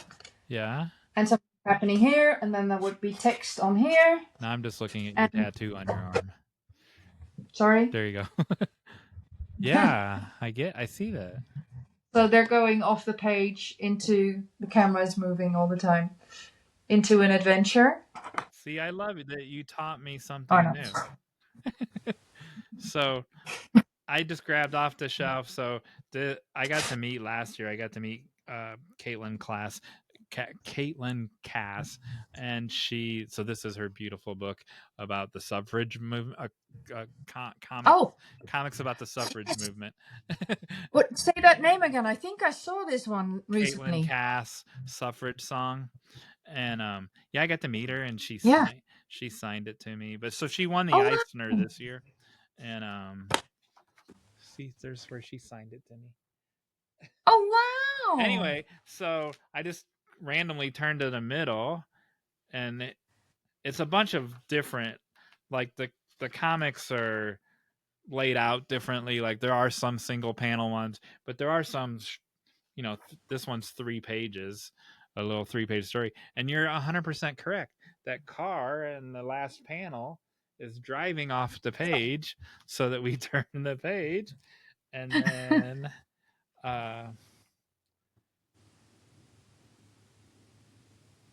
or like this one, the bike. She's riding her bicycle off the page till you turn the page. Yeah. Wow, you taught me something. Yay! Now, how do you convey the different emotions in their face? Because cartoon emotions are they're not really cartoons in your case, but you know what I'm saying. Illustration emotions are different than human emotions. We have eyebrows. Yes. We have mouths.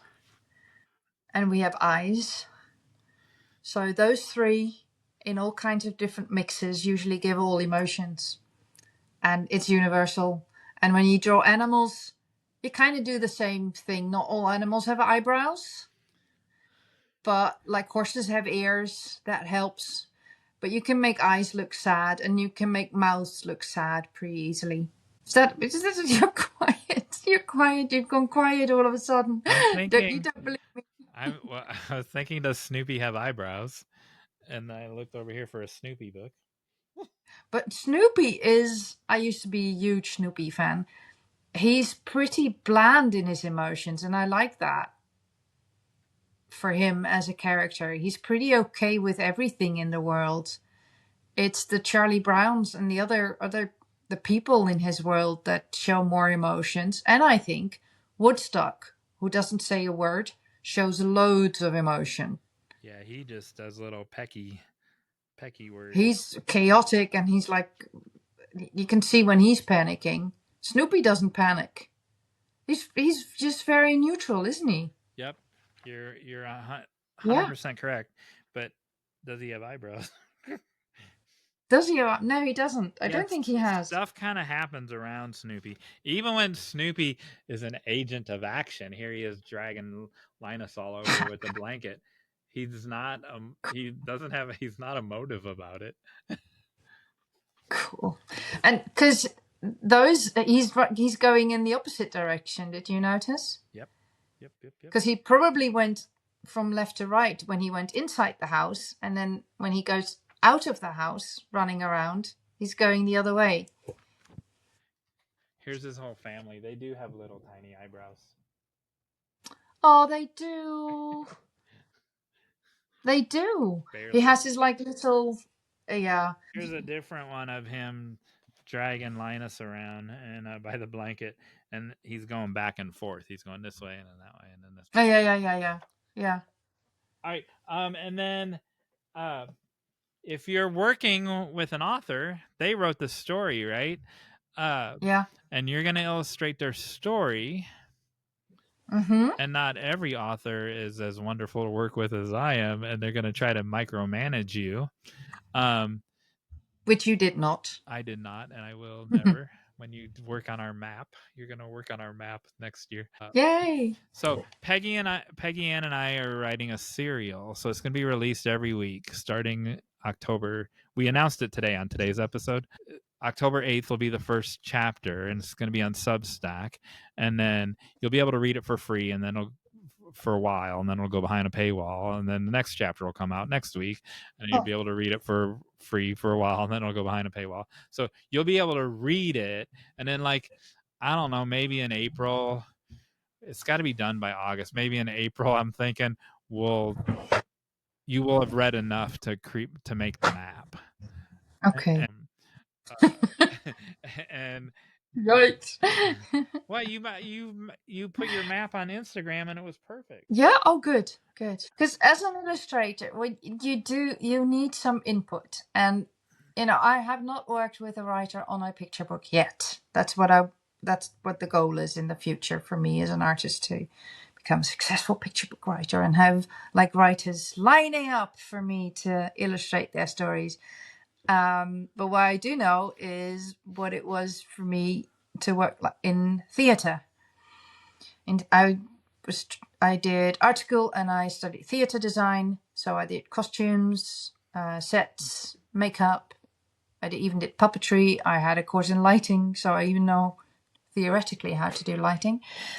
But it's all those people working together, and they all add their own layer to the trifle to make it taste good and to get the story across. And what I hear other successful illustrators say about working with an author is that they work together, that the illustrator brings an extra layer to the story. No, they don't change the story, they bring another layer to the words. Does that make sense? Yeah. We don't, if somebody says like Trunk walked towards the plane, we don't draw Trunk walking towards the plane.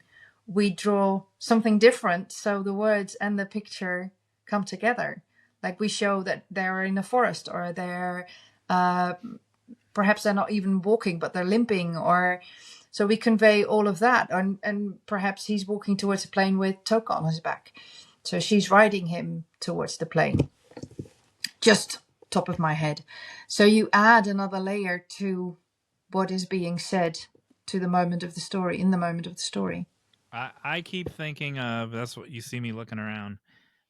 Somewhere I have the original Winnie the Pooh here, Milne's Winnie the Pooh. Oh. So Shepard's drawings are exactly what you say. Like, other than the one where he gets stuck in the tree, they're not verbatim of what's happening. You know what I mean? True. Like what you just said. So the drawing adds to the story. The only one I can even think of is when he's stuck in the tree. It's literally where he's stuck in the tree at that moment. I've heard about illustrators and artists writers working together when the author had actually changed something in the text because of the drawing, where they went like, well, if you're going to draw this, then the words are going to change. I'm going to need even less words. Perhaps 3 words are enough to explain this scene. And that's the chemistry that I love about picture books. Yeah.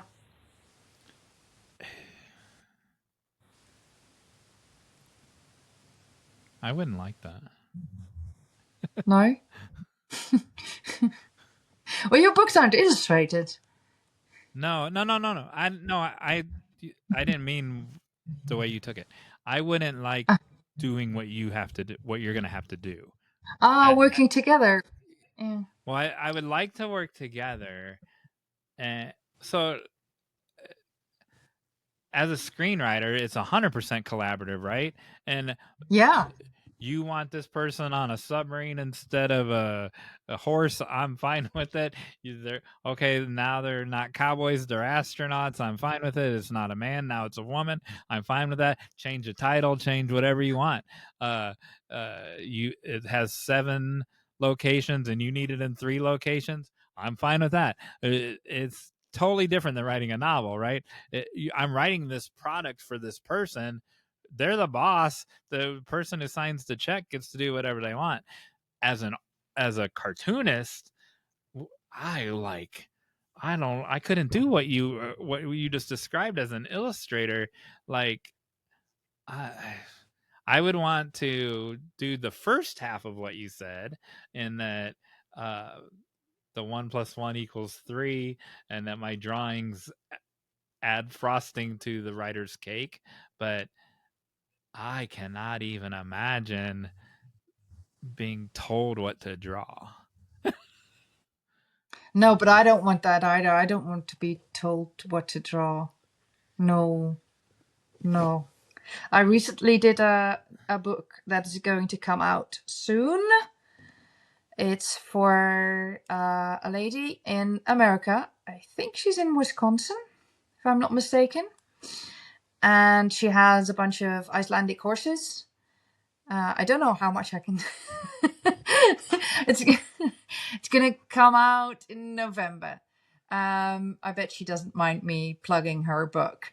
Because she co-wrote it with somebody in Iceland, because she wanted to get all the Icelandic details correct. And then she was looking for an Icelandic illustrator, and she found me. Because I said, I'm in the north of the Netherlands, and Jon Meyers says it always snows here, so I'm practically in Iceland. And I got away with that. So I got to illustrate that. And she sent me the text, and then I go like, what are the most important scenes in this story? Because I only could make, she had a budget and I could only make so many drawings. She had a budget and a short time. So I could only make so many drawings. So I thought, what are the most important scenes, and to what scenes can I add something that isn't in the text? And it sounds very analytically, but it's mostly a feeling. When I would read a story and I would get a picture in my mind, literally I get a picture in my mind, and I go, oh, that would look cool. And some scenes were very descriptive. Like there's a scene where the horse finds the Yule lad, because it's about a Yule lad, it's a Christmas story, sitting under a tree being sad. And I think, well, that's something I have to draw. I have to draw how the horse finds the Yule lad sitting underneath a tree, even though she describes that in the text as well. And then there are other scenes that I didn't take as literal. And I think it's the mix of all of those. But she never told me what to draw. She never said, I need this or I need that. I came up with the drawings and I said, I think the story needs this and the story needs that. So maybe I'm very lucky in getting very good people to commission art. Yeah, so that the way you explain that is perfect. I could do that. That would be like a screenwriter that. And then if they come back and they're like, "Oh, I want the guy to have a mustache." Okay, I'll put a mustache on it. You know what I mean? Yeah, And yeah. but the first way it sounded way more, I don't know, prescriptive.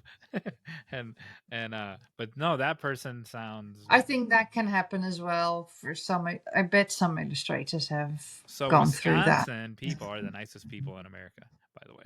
Really, are they? So I've been I'll tell I've her. been to 39 of the 50 states, and Wisconsin by far the nicest. and there's other nice places. Tennessee's nice, Kentucky's nice. Wow. I won't say the ones that aren't nice.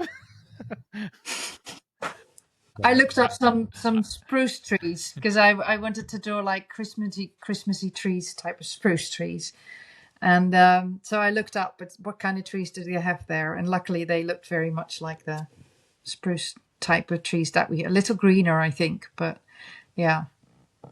So, I'm very grateful he so didn't yeah, make so me you draw got a good one. mountains. Well, Yeah. let's have her on, or there's two of them though. Let's have them Oh, on. I could ask her. With Yeah. you. Yeah. And they can have this whole conversation with this whole discussion. That's a great idea. I'll ask her. And then we can promote their book. If it's Tommy Goes to School, the even an author who is trying to micromanage you, they might say Tommy has to be blonde and not dark haired, or has to be short and not tall, or whatever. But they're not going to tell you. They're not going to dictate the emotion that you're conveying on the page. Draw the eyebrows differently. They're not going to do that. They're going to trust you to do your job. But you see, it's not just you and the author. There's also the publisher, and the publisher might go like, "Okay, it's great that you drew them blonde, but he needs to have dark hair because of sales or something. I don't know why, but that also happens, and it's probably from the text, from the way they've written it, that you can derive whether Tommy goes to school with his bag dragging behind him and sulking and with thunderclouds above his head, or whether he's skipping because he's so happy he's going to school. So there's context. And if the writer goes, well, like if you draw him sad and he's like, that doesn't make sense to the story, of course you're going to change it. It's everything for the story. That's what I say. And that's how it is. That's how it should be with the words or anything. It's all about Anything. story. It's all about the story. It's always about story. Anything else you want to say about that? No, I think we should go to the next thing on the list.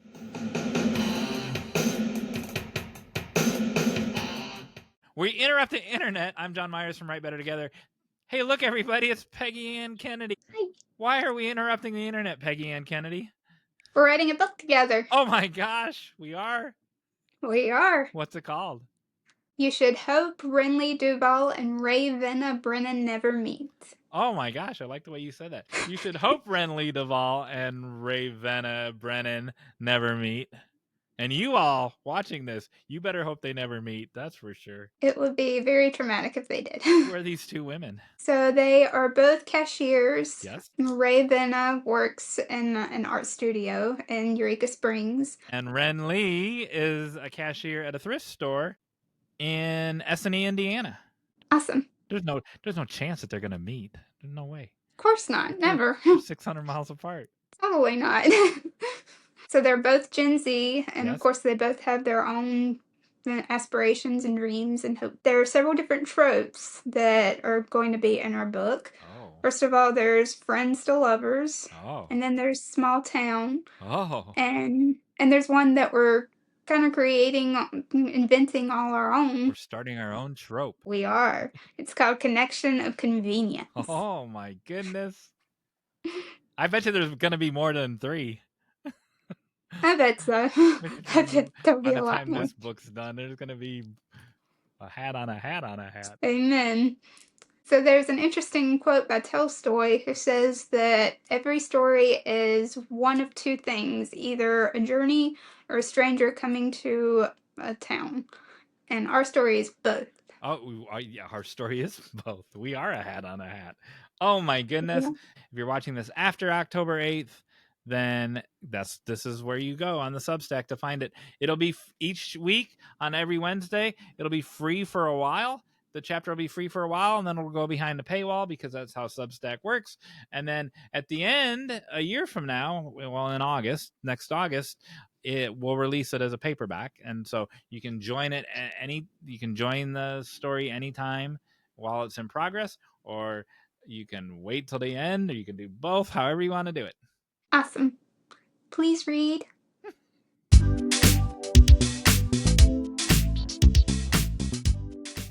Go. You're in charge. Because you know what? You're driving this boat. Do you know what the next segment is? The next chapter in this normally podcast. Now we would reflect upon what the guest said without the guest, but we can't do that because it's you. Because it's me. And because we're skipping that, because I just want to ask you a question, and I think it's the hashtag Hey Jon Meyers bit. So here it is. Are you ready? Yeah, I'm ready. Oh wait, Hey, Peggyann says I'm always ready. That's what she says. Oh, she's cool as well. I'm always ready. Born ready. Hey, Jon Meyers. Yes. Does the universe have a color? Yes. And what color does the universe have? I should ask an open-ended question. What color does the universe have? So one of the rules about Hey Jon Meyers is don't make it a yes or no question, but I just answered it with a yes, and I asked win. it. No, but I win. I should have changed I didn't it. want to guess the color. I'm gonna say the universe's color is black because that's my favorite color, but it's probably white in reality because white is all the colors, right? White is all the colors mixed together. So I'm guessing it's white, but I'm gonna say black just because that's the kind of guy I am. That's such a good answer. You were so close. Oh. I'm looking up the answer on my phone. There's an astrophysicist called Dr. Alistair Gunn. Yes. And he explains how scientists, yes, actual scientists, not artists, not writers, have calculated the universe's average U and what that U looks like. They have a name for it. They call it cosmic latte, which I think is a brilliant name because it sounds like a lovely coffee that you could drink. Oh, is it like creamy brown? They call it cosmic latte. In 2002, this study happened, and they found that the light coming from all the galaxies and the stars in them, alongside with all the visible clouds of gas and dust in the universe, when averaged, would produce an ivory color very close to white. So you were right. And they call it cosmic latte. Now you know. Well, first of all, I don't. Who's this guy? He's an astrophysicist called Dr. Alistair Gunn. I don't like him. But he's the one who explains how scientists calculated it. I don't like him. I hope he doesn't. I hope he does watch this. I don't like him. I don't like him. Because we think there's a lot of black in the galaxy, right? Because when you look up to the sky, it's dark. It's black at night when there's no sun and no moon. But when you see pictures of the galaxy, there's like green and purples and...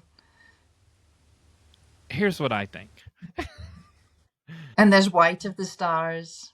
I don't think that we need to, as a science, I don't think we need to define a color, Mr. Creamy White, because we only need that for art, or we only need that for experiential purposes. We don't need that for analytical purposes. That's not going to advance medicine, or like we don't need to know that. we don't need that. But it's fun. I love it. I love that it's called cosmic latte. I love it. He's just trying to make science cool. That's all he's doing.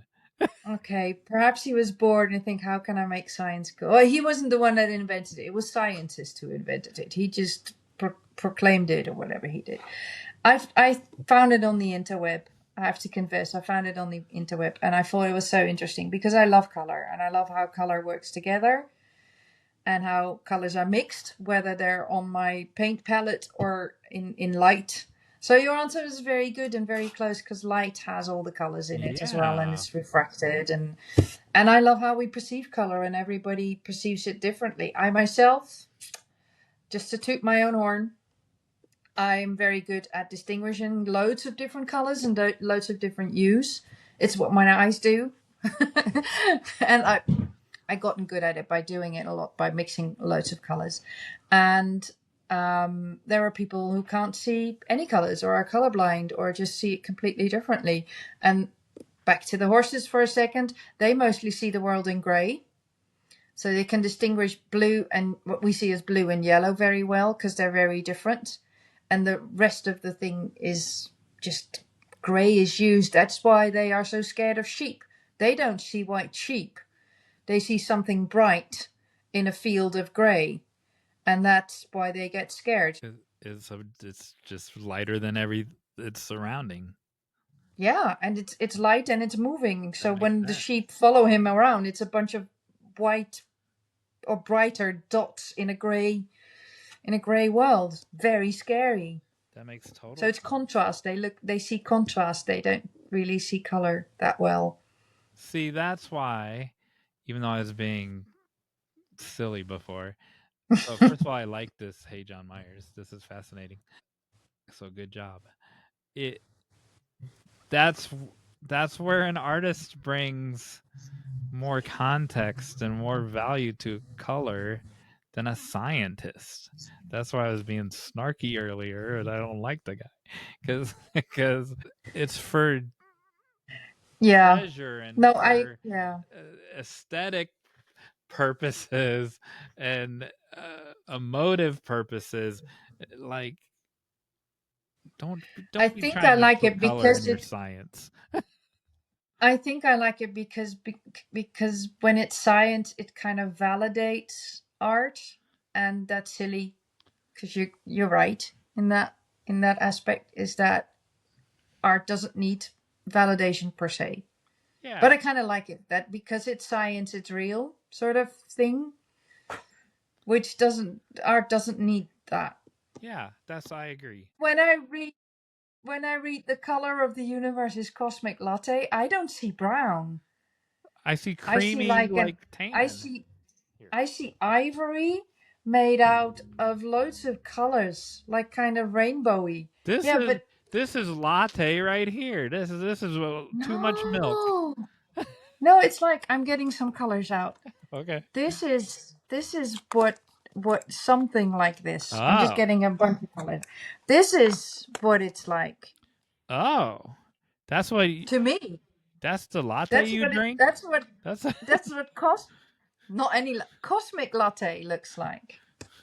Because it's hues. It's all light hues, HUE, hues of colors.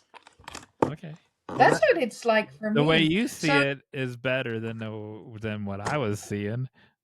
That's what my mind's eye does. I see stuff. When you drink a latte, does it look like that rainbow, that lightly colored rainbow you just showed me? Sometimes, yeah. Sometimes you can see in the foam on a latte, in the little bubbles, you can see like all rainbow colors. That's true. In the bubbles. Wow. I see colors. I don't see dead people. I see colors. Y'all are fancy in the Netherlands with your lattes.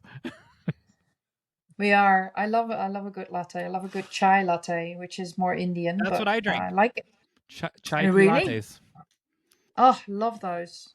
No caffeine for me, because I can't sleep if I drink too much caffeine. Oh, I drink a ton of caffeine and I don't sleep. And then in the summer when they're like, "Do you want that ice?" No, I want a hot latte. I don't want one on ice. I don't know what that is, but that's not a latte. So I don't care if it's 100 degrees. I don't know what 100 degrees is in Celsius, but I don't care if it's 100 degrees. I still want a hot chai tea latte. Excellent. What I have a CTA. Do we have a CTA for today? Oh, do you have one? Yeah. Oh, sorry, I wrote it down, abbreviated. CTA so is a bus in Chicago. It's marketing. It's marketing talk. USP CTAs. Oh, I didn't We know. have a call to action I for didn't know it all was those who are marketing. listening. You tell them to do something. I do, because I'm the guest, but I'm also the co-host. So I was wondering if I could, 360 it right back at you. Oh, I got to tell them to do something. All right. Your call to action today is go find a sheep. Go find a sheep. Signe found a sheep. And see how many colors there are in their white fleece. Oh, we made one together. Okay, we made a call to action together. I like that. It could be a sheep at Target, a stuffed animal sheep. It could be on a book. It could be a real sheep outside your window. Yep. And it could be a ghost sheep, a ghost sign sheep. A ghost sign sheep on the side of a building. On the side of a mattress store. Yeah. But whatever you do, don't turn them upside down, because then that's trouble. Then they can't get up and they die. But then there's free lamb chops, free leg of lamb. Are you vegan? I'm not vegan. I'm a vegetarian, but not for the reasons that most vegetarians are vegetarians. I don't know. I don't mind humans eating animals if it's for the right reasons and in the right way. Because they're hungry. I don't like. Yeah, because they're hungry, because they're starving, because I don't know. But what I don't like is the food industry, how we go about with food resources in the world at the moment, and how we treat animals. My ex was a vegan, and so I like vegans I'm not one. I'm a meat eater, but I ate when she made dinner. I ate whatever she ate, right? And yeah. And so I enjoy vegan food. I don't have a problem with it. But I get along with vegans and vegetarians better than I get along with the meat eaters. I wonder why. I don't know. I could give you an answer, but I think that loads of people who eat meat feel they have to defend them. You don't. You have to defend why you eat meat to the vegetarian and the vegans. And most vegetarian and vegans that I know don't really care if you eat meat or not. They care about them not eating meat. Yeah, I don't like. Yeah. And I'm talking about, like, I might know someone for 5 years, but I never went out and ate with them before, and then I go out and eat with them, and then that's when I did, like, I already liked the person before I even find out they're vegan or whatever. I didn't know that. And they're usually people who are kind and who feel for other creatures. I guess I don't feel like I have to justify my meat eating to anyone. I just do what I want. No. All right. I know my neighbor next door, he has one of his own cows in his fridge. This is one of his own cows. They eat meat. I eat the eggs of our chickens. Some people don't like that, but I know how well our chickens, how great of a life our chickens are having, so I don't mind. And we don't have a rooster, so they don't make baby chickens in their eggs, so I'm not eating baby chickens. I'm eating eggs. I don't know. I can't hear how baby chickens are made. I don't know how this stuff works. Don't tell me that. You need a rooster and a chicken and a whole bunch of bees and flowers. Flowers and bees. Flowers and bees.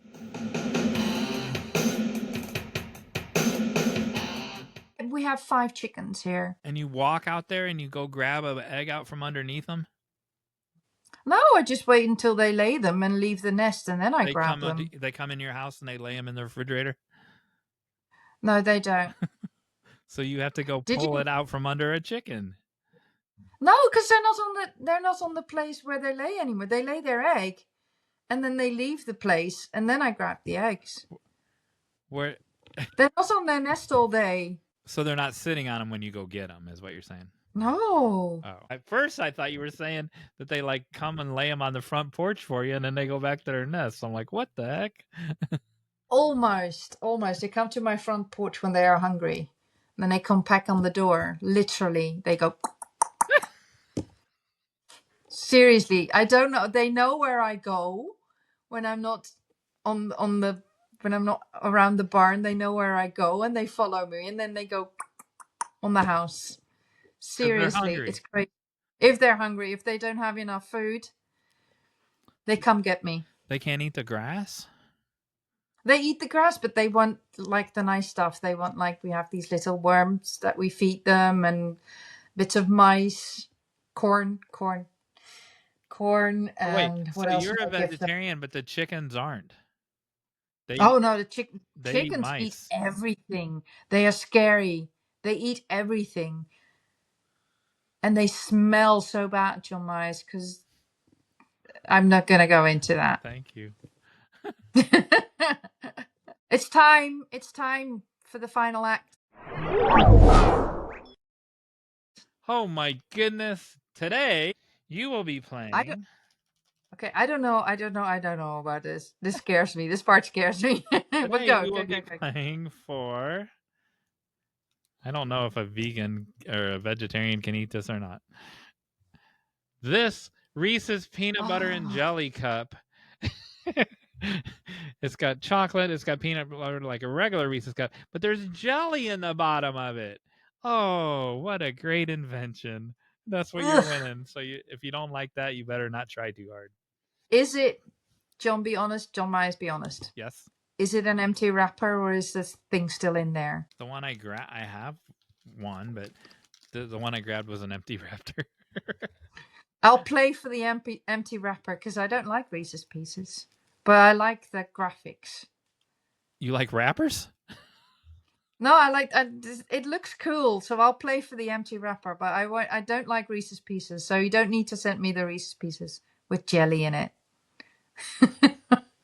I'll play. There's a little bit left of chocolate left on the wrapper. You can lick it off of there. Okay, I'll do that.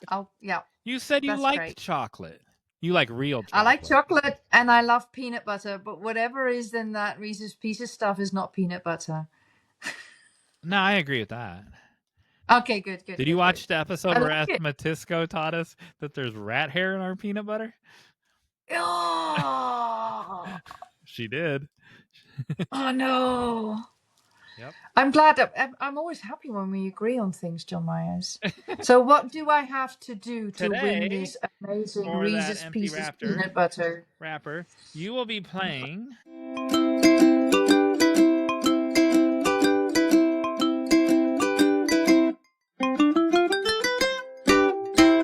This is coming dangerously close to trivia, but it's not. I am going to ask you how many... I didn't think this through. I have to say, you think about what you're going to ask, but I have to say, I get very competitive when it comes to games. Well, I made it so you would win. Like, yay! I don't make them so you can lose. I made them like... But it has to be a little bit challenging, otherwise... Normally, like, they're creative. Like, Emily, I still have it. She made me put a paper plate on my head. And then I had to draw... Like, she's draw a tree.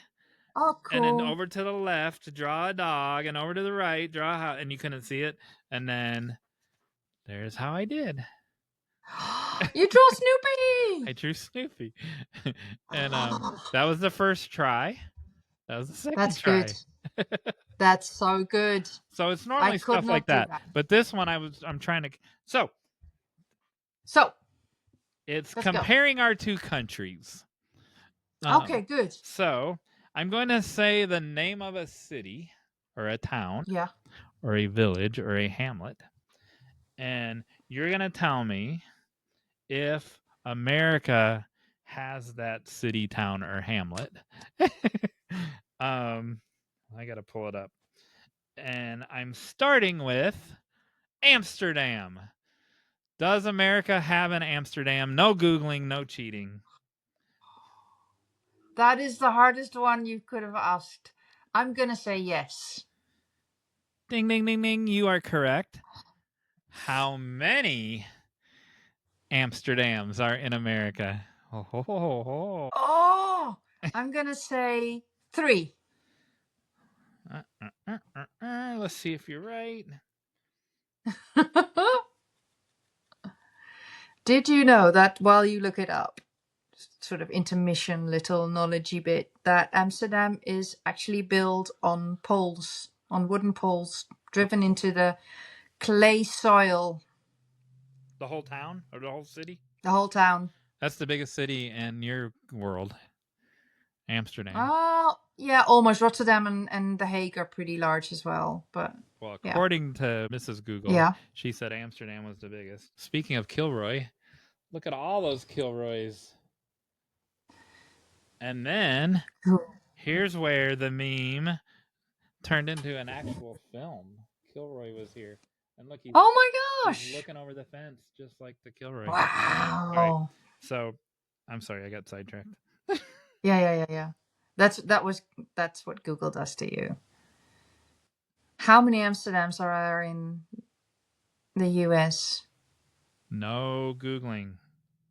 I'm not Googling. You are Googling. I said 3. I was hesitating between saying 2 and 3 because 1 seems not enough. Gosh. There are. You have an What is your final Yeah. answer? 2 or 3? 3. There are 12 Amsterdams in America. No way. You only have 1.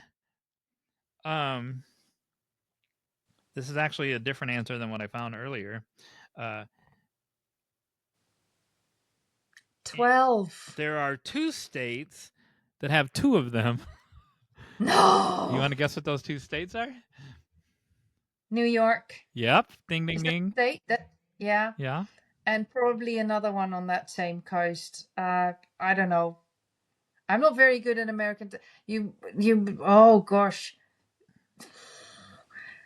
I don't know the second one. The second What's one, underneath?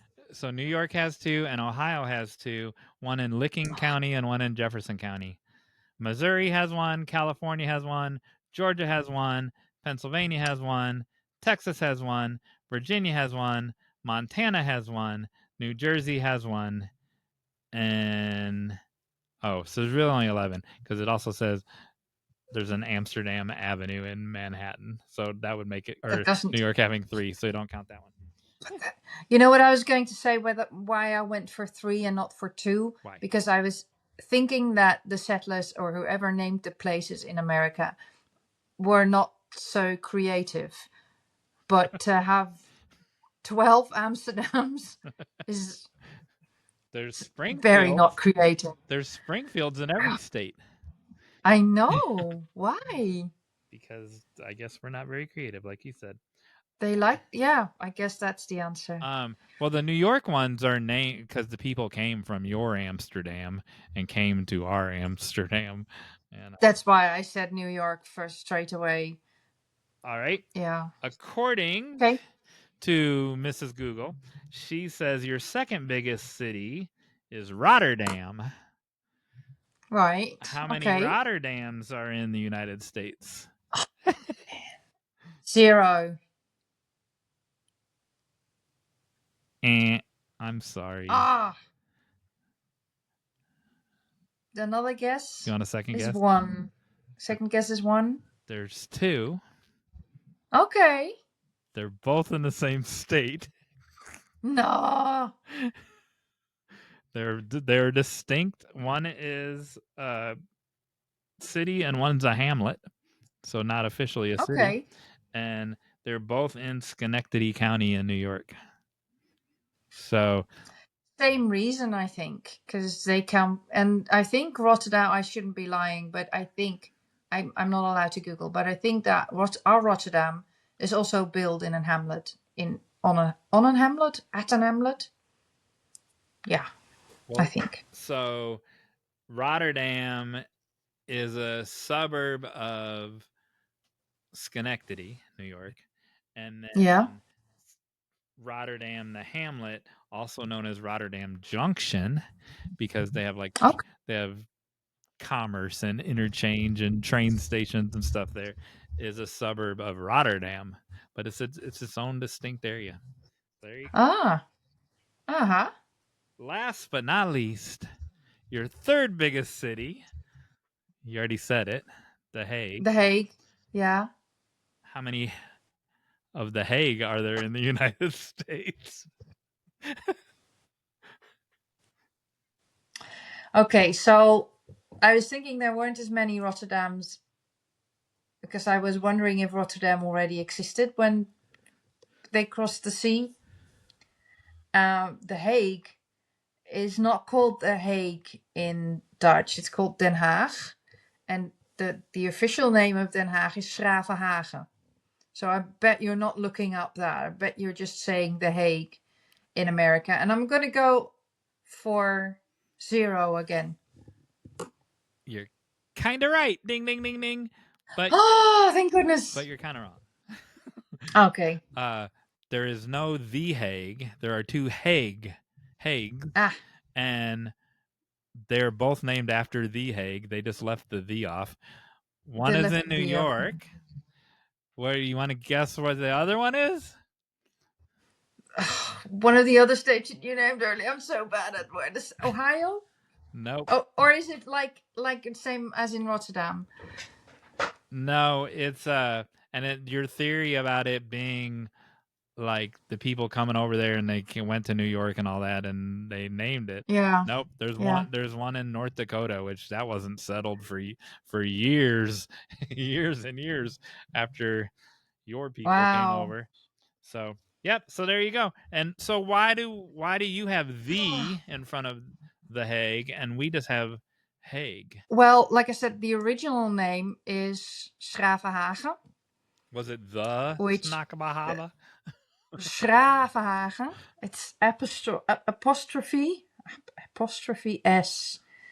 And then graven, those are counts. And hage, I have to look up the etymology of that word, but I think it's hedgerow. So it was a count's place, a count's hedgerow. And we shortened that, 's-Gravenhage, to Den Haag. Just The Hague. So it's already abbreviated. And the abbreviation has the in it. Yeah, because it's not just anyone, it's the count's one, so it's important. That's my guess. This is more of a guessing game than than a final act. But you did great. You like that. Thank you. You 2 out of 3. You did great. I wonder, I'm not going to look right now, but I wonder if there's any cities in the United States that have the in front of it. I don't know. About a decade ago, so universities, there's like University of Kentucky, Kentucky State, but Ohio State rebranded itself as the Ohio State. And so you have to put the in front of it now. And and like it's trademarked and everything, you have to say the. I wonder if that happened at The Hague. It happened to the Netherlands. Oh yeah. So yeah. I think it has to do with royalty because it's called the Netherlands. No, I the noticed Koninklijke that when I was looking up Nederlanden. something, it always has the in front of it. It's called the Royal Netherlands. That's what it's called. Maybe because it's royal stuff, like the Hague with the Count being royalty, being an important dude. Maybe. I don't know. Do you have interesting? We don't have it. Well, probably yes. Probably we still have counts. Wow, are they vampires? Maybe.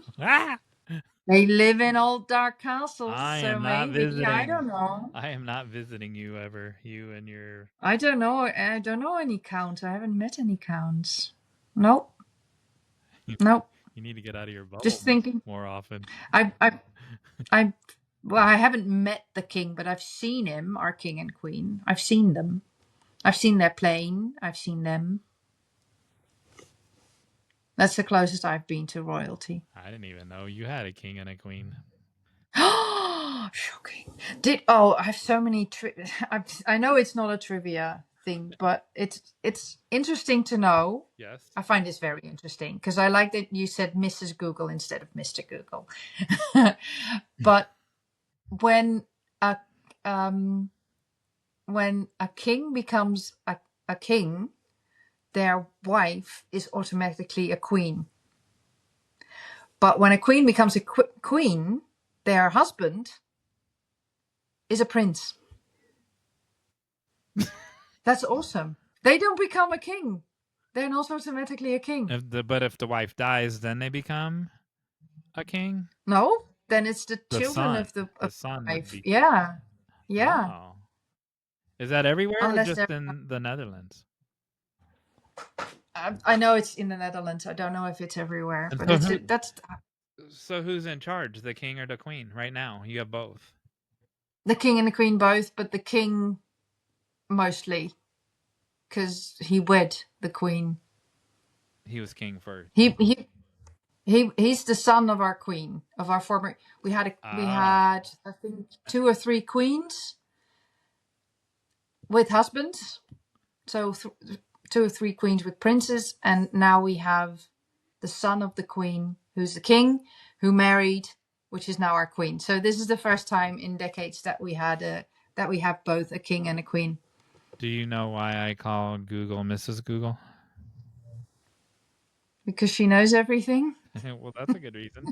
Or she thinks she knows everything. No, because she literally is a she when I ask her a question. Hey, Google, who's the king of the Netherlands? According to Wikipedia, Willem-Alexander is king of the Netherlands, a role he has held since the 30th of April 2013. So see? Willem-Alexander was born in Utrecht during the reign of his maternal grandmother, Queen Juliana, as the eldest child of Princess Beatrix and Prince Claus. He became Prince of Orange as heir apparent upon his mother's accession on the 30th of April 1980. So see, she's a woman. Yep. Yeah. The Prince of Orange? Yep. What the heck? You need to tell me about that next time. Yeah. All right. You know how we get out of one of these episodes? There's a catchphrase. I didn't warn you. No, you didn't. That's not on my list. I know. It's not on my list. I totally forgot about it. We couldn't have done it without you. There. I did it. We couldn't have done it without you.